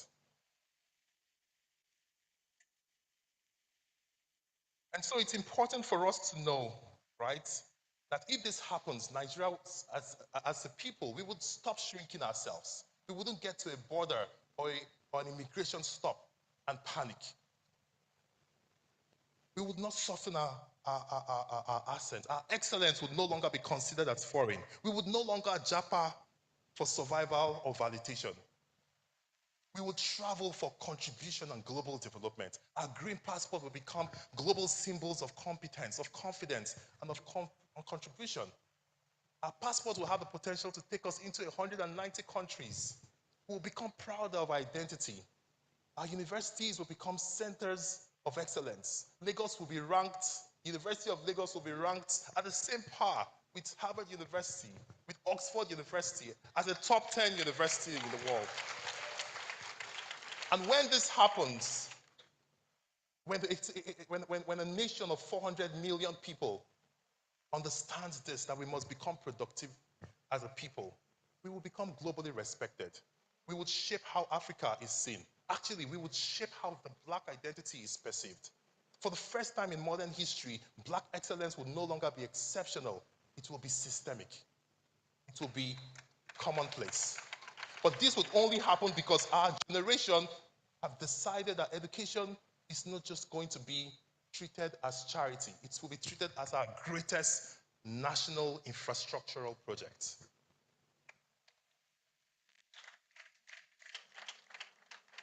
And so, I want us to know that Nigeria did not appear like this in 2025. It appeared like that in the 2020s, in 2026, because someone in this room was listening. It was built because we chose long-term vision over short-term outcomes. It was built because we decided that children were our most strategic national assets.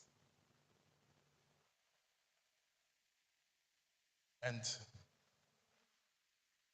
history records and says that this happened in the year 2026 and 2027.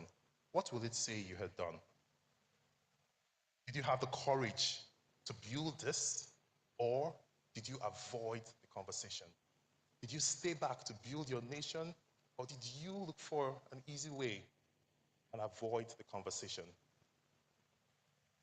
We all have a role to play. This is our nation. Our inaction is the action of several players. And I want us to know that we all have a very important responsibility to think of our contribution, our actions, what we will do to make this nation become one of the greatest nations in the world. Thank you for listening, and God bless you. Well done.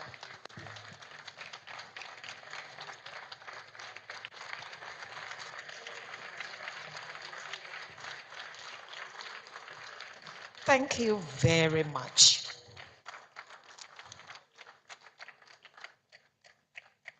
Thank you.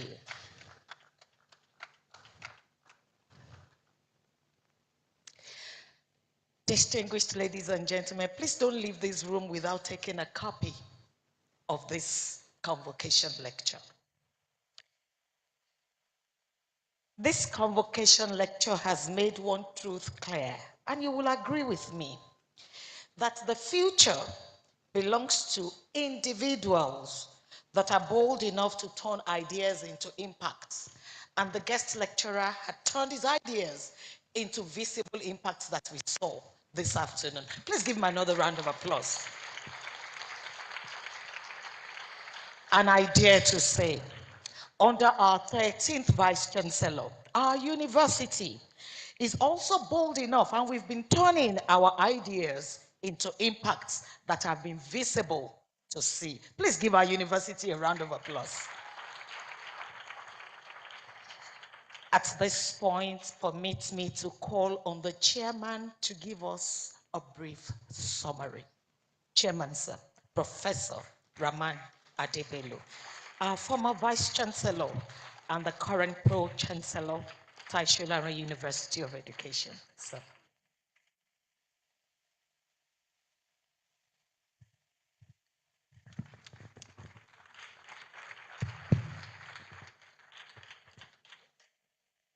First and foremost, let me congratulate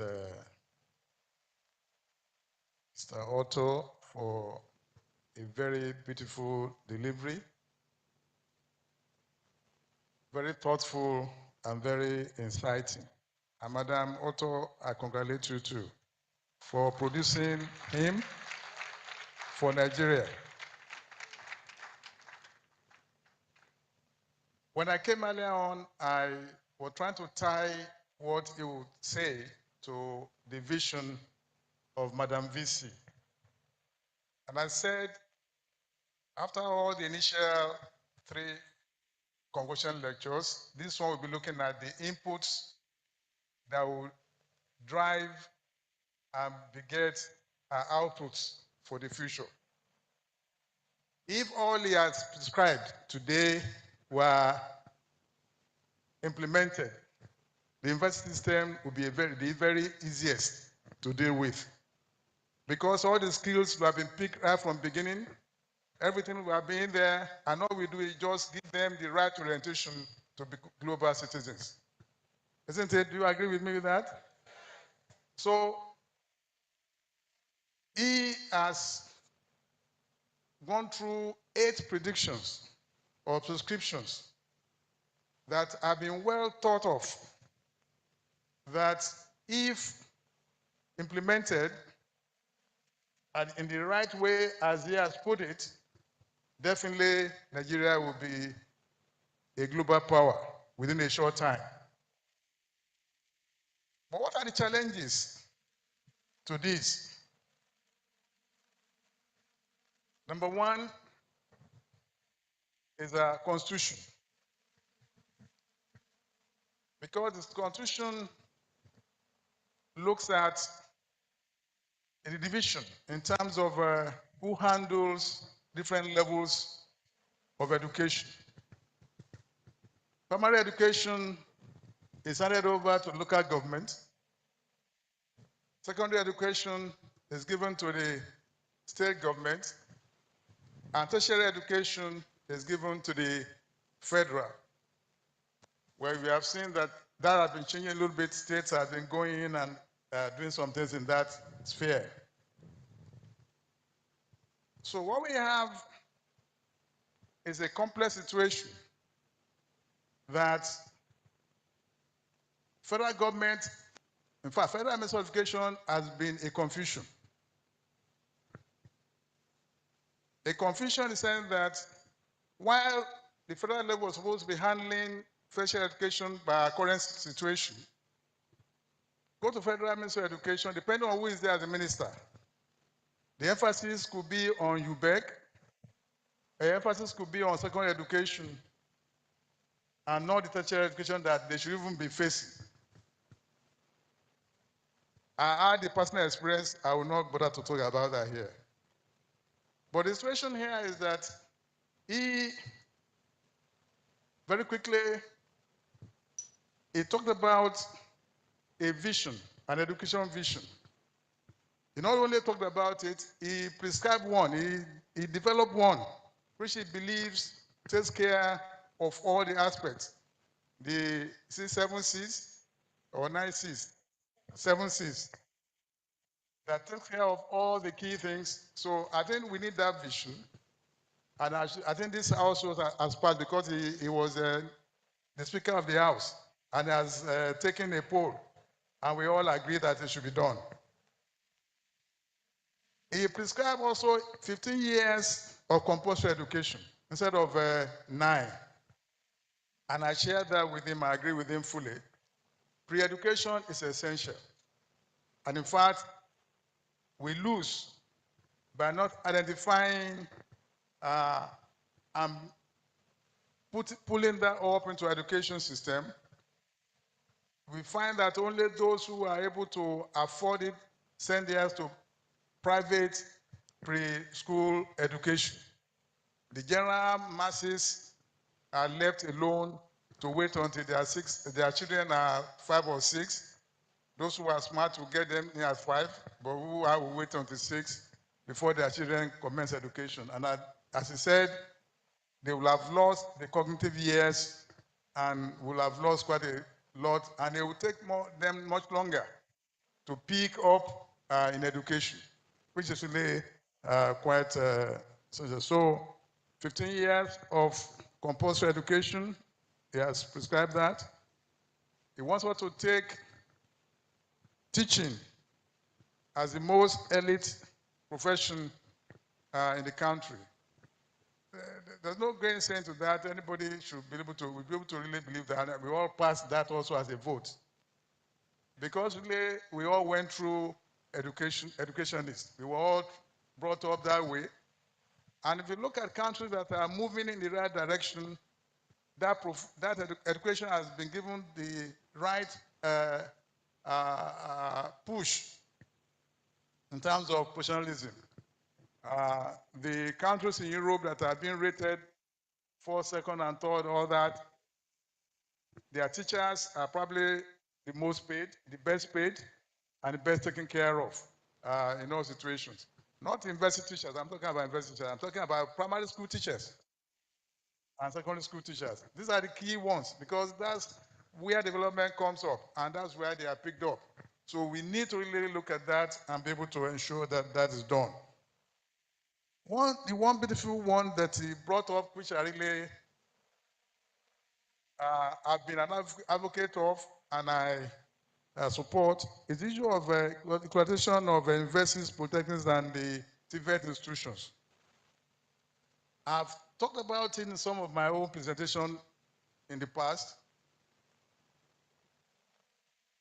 NC or college educations are the least considered in the JAM hierarchy for admission. And this commenced when JAM started this unified examination situation. Before then, we used to have 3 different JAM examinations. Those who are interested in education will go and do their own separately. Those who are educated in hotel education will do their own separately, and the university. So you can have those that are really genuinely interested in the other areas going there. But now, when you now have one unified exam, and you say, well, because these people, some people should go and do, nobody wants to go to college education when they can be easily admitted into the university system. But you need the college education, you are using the college education graduates to teach those who are coming up. So what are you getting? You are getting the dregs in the best, where the best should be. I think that has created a problem. And what he's saying is that all these should be equalized appropriately. If it means that the basic qualification for teaching in primary school be a BA or BSc or whatever, why not? BA. And that should be basic, and that should be that. I think that was he's trying to say. And as an engineer, we have been pushing the issue of TVET. The TVET situation has seen the light in this government. We thank the Honorable Minister of Education who has pushed that. When the C334 system commenced, it was, everybody had hope that that will push us into the next era. But what has happened to the implementation? The kaput. The 9 years of compulsory education was supposed to really be the skilling year, just like I mentioned. After the primary education, if we don't have enough of resources to do too much skilling in primary education, the JSS level was supposed to be the skilling thing, where you have that. The counselors who are supposed to be available to now counsel you into the right areas of professionalism and areas of expertise are now fizzled out. That what we find, rather than the state government, that's what I said, the issue of state, local government, and federal hierarchy in terms of education really comes up, and that creates a problem. The state government are supposed to be able to get the tanker schools and secondary schools and equip them with all the materials for tanker education and other skill education fizzled out.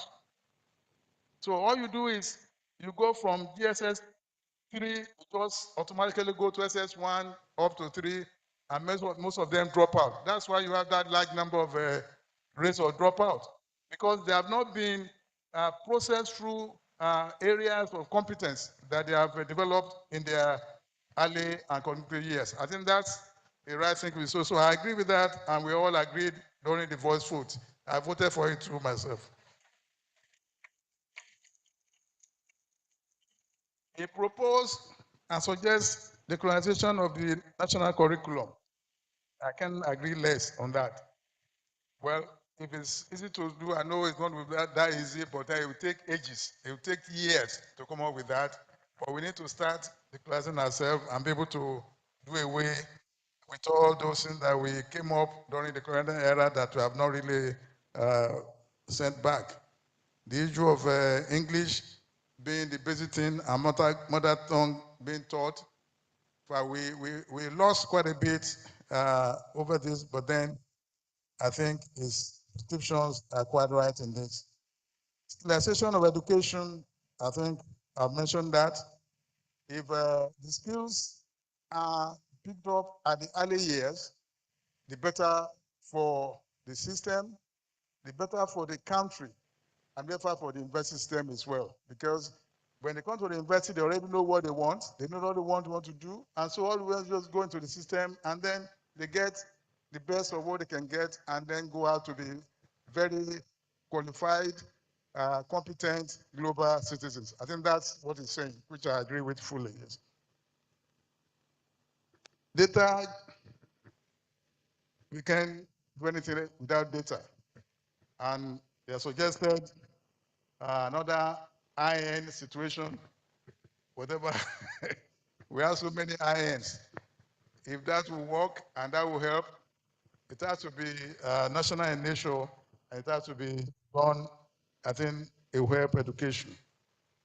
The last one on the creation of two education ministries, one for children and basic education and higher education and research.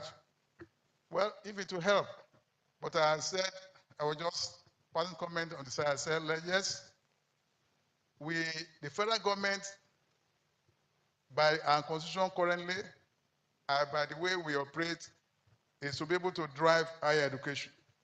Definitely, they should concentrate on higher education. Yes, we can have another minister of basic and children and basic education, which may not be able to implement, but coordinate the other subnational governments in their own constitutional duties of handling both the secondary and the primary.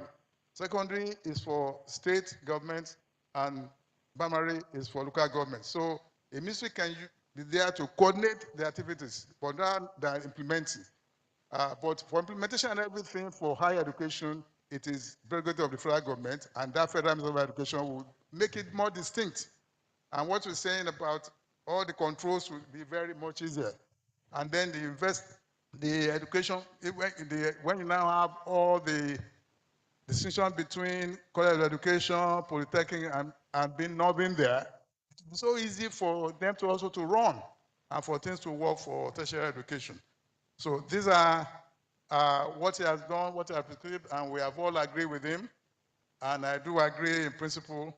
And as I said at the beginning, if what he has prescribed here is implemented to the letter, I think those who will be best off for it will be the university system. And University of Lagos will, as he mentioned, be competing to be in the first 2 or 3 universities over the world. Because what we are putting in here, by the time you look at it compared to what Harvard or any of these #1 universities are putting on, they're not comparable. If we are standardized the same way, and we have the same inputs, and we have the same resources, definitely, with our efforts currently that we have, University of Village should be in the first 1 to 5 universities in the world. So thanks so much for listening. I believe this convocation lecture will drive us towards Madam Vc's vision of being a futuristic university, and it has contributed in no small measure to achieving that objective. Thank you, and have a beautiful evening. Thank you very much. We can do better. Please, let's clap. Let's make it warmer.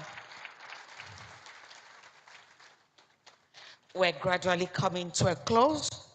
But before we finally close this convocation lecture, let me call to the podium the 13th Vice Chancellor of our university, Professor Folashade Ogoshola, to please come in our usual tradition to say thank you to the chairman and to the guest lecturer.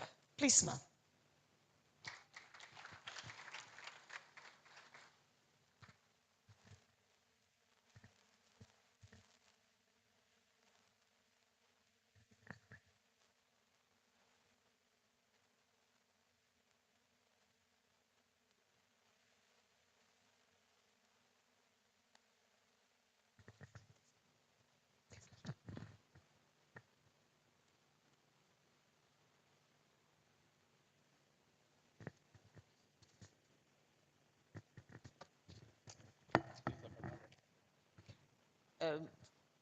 Otto.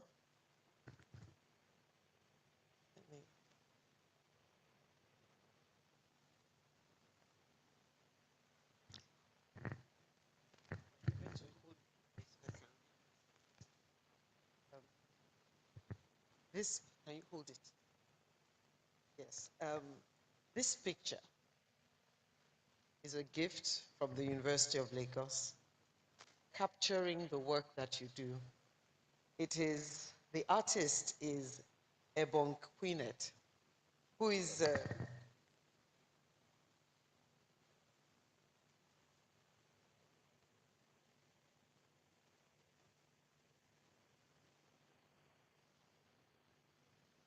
Bon Queenet. Yes. Who is a graduate of the University of Lagos. She just finished, so she's doing her youth corps. She got first class. And then the second one is by Ajose Gabriel. And both of them, the first one, the title is I Live Here. And the second one is Makoko Experience Survival. That's the name. Both of these are to remind you of this lecture and of the work that you do.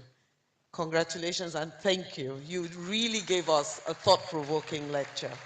And one of the beauties of this lecture was the simplicity, because I'm sure you engaged many of us and you've pricked our conscience that we need to do more. We need to go beyond talking about Nigeria. We are Nigeria to people. So we're all part of it. So we must change that narrative. Thank you very much. So whenever you see, we've written everything at the back so you understand. These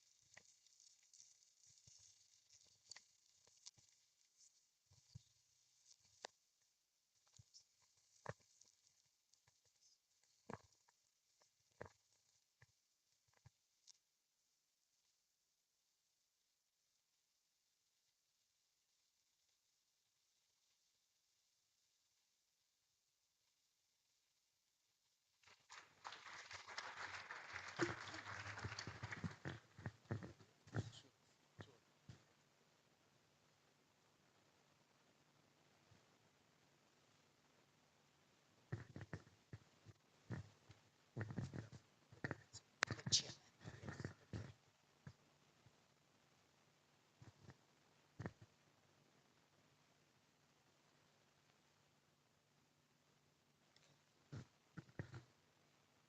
Chairman, sir.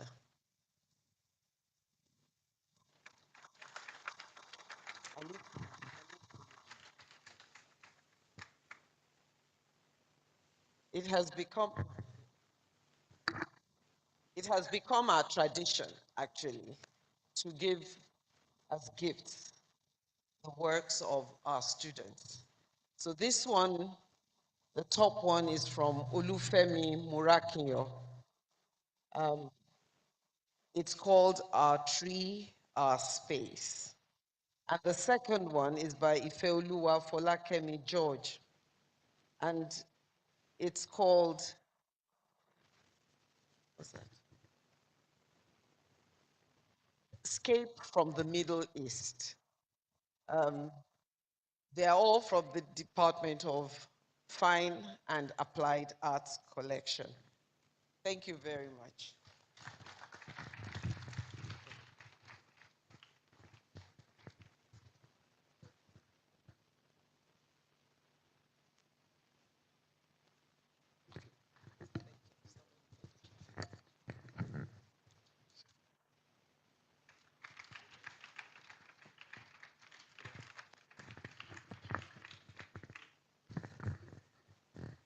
Thank you very much, Madam Vice Chancellor, Professor Folashade Tolulokwe Ogushola, OON, FAS, 13th Vice Chancellor and first female Vice Chancellor, for the presentation to our convocation lecturer for today, Mr. Rondam Otto, and of course to our former Vice Chancellor, Professor Haman Adisa Adebelu. At this juncture, may I humbly and respectfully invite the Registrar and Secretary to the Governing Council of University of Lagos, Mrs. Victoria Abosede Wycliffe, for the vote of thanks.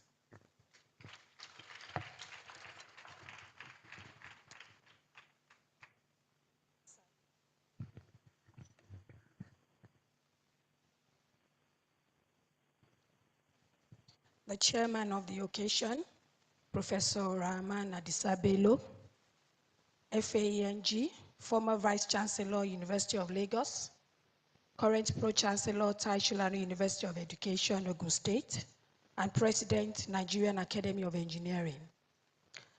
our Convocation Lecturer, Mr. Orodam Otto,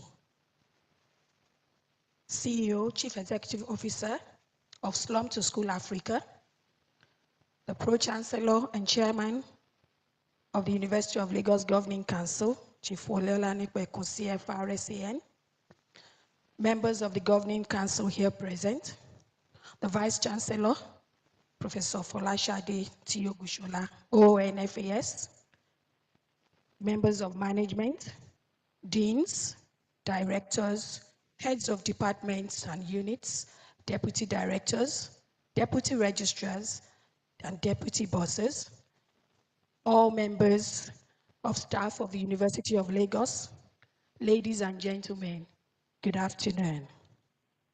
It is my singular honor to deliver this vote of thanks on behalf of the University of Lagos at this 56th convocation ceremony. Chairman, sir, Professor Rahman Bello, we are deeply indebted to you for graciously presiding over today's event. Your insightful highlights of the lecture underscores your wealth of experience as a scholar and astute administrator. Your continued devotion to the advancement of this university and your wise counsel remains a source of inspiration to us all. To the Convocation Lecturer, Mr. Orodam Otto, we extend our heartfelt appreciation for the illuminating and thought-provoking lecture on maximizing Nigeria's demographic dividend through urgent education reform for global competitiveness in the 21st century. Your words have stirred our minds and challenged us to reimagine the role of education in shaping the nation's destiny. Your life's work through Slum to School Africa stands as a shining testimony to what vision, courage, and commitment can achieve.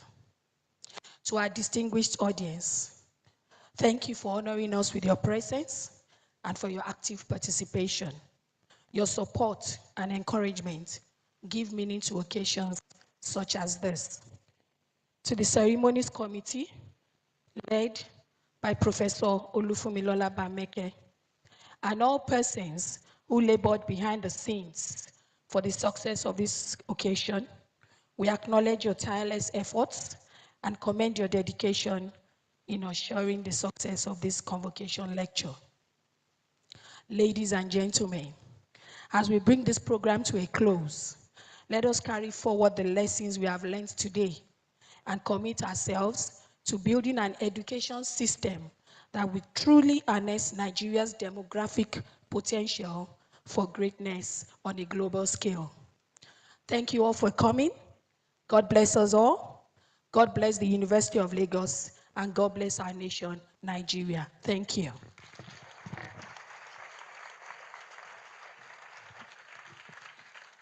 Thank you very much, Registrar and Secretary to the Governing Council of University of Lagos, Mrs. Victoria Abosede-Weekly, for that excellent vote of thanks. Before we take the University of Lagos anthem and allow the procession to go in the reverse order, it is imperative that an auspicious occasion like this, moments are well captured. So at this juncture, may I humbly and respectfully invite people on this other side of the table from our chairman to please, let's have a photograph to capture this auspicious occasion. May I request that we have that photograph?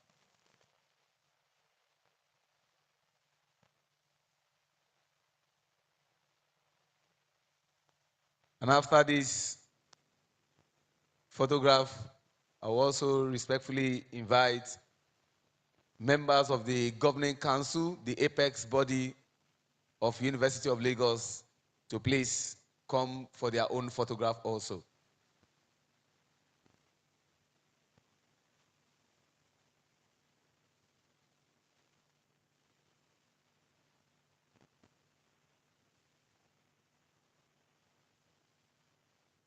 So we now invite members of the Governing Council to join the chairman, the Convocation Lecturer, Madam Vice Chancellor, to have a photograph.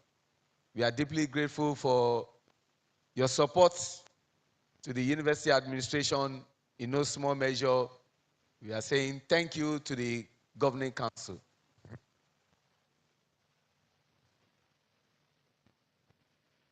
And please extend our greetings to the Pro-Chancellor and the Chairman of the Governing Council of University of Lagos, Chief Wole Olanipekun.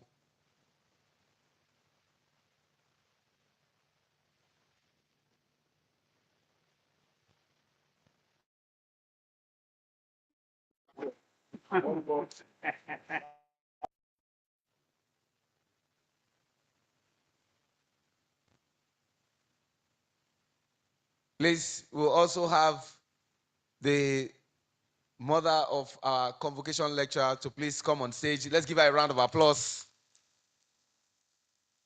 A proud mother at that.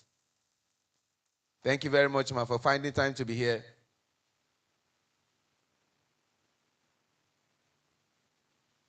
Stand by your son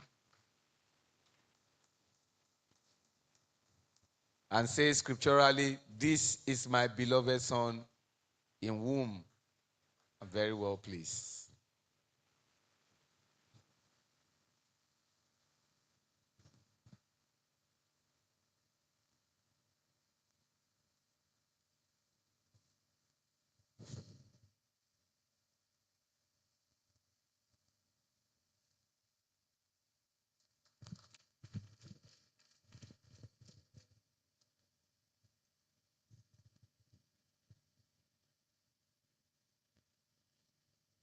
Thank you very much. Distinguished ladies and gentlemen, please let's stand while we take the University of Lagos anthem, and thereafter the convocation lecture procession would leave the hall. Kindly clear the aisles, please. Kindly leave the aisle clear. Thank you. Photographers, clear the aisle, please. University of Lagos anthem.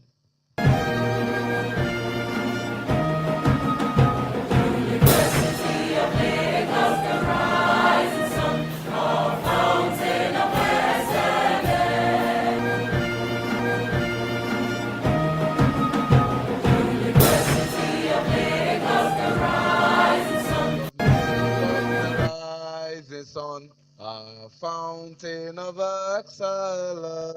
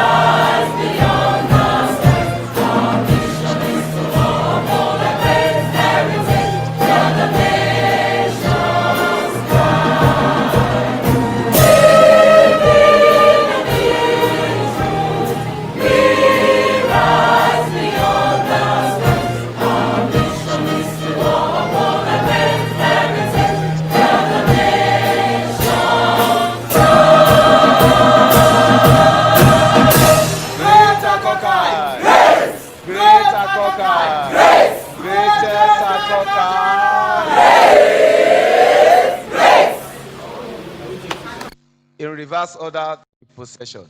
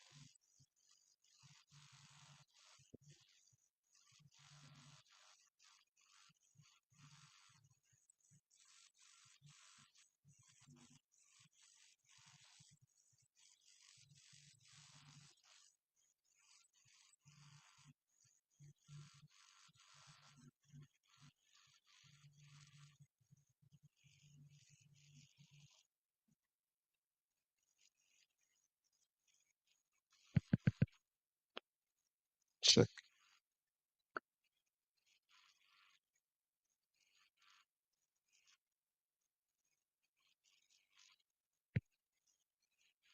Check.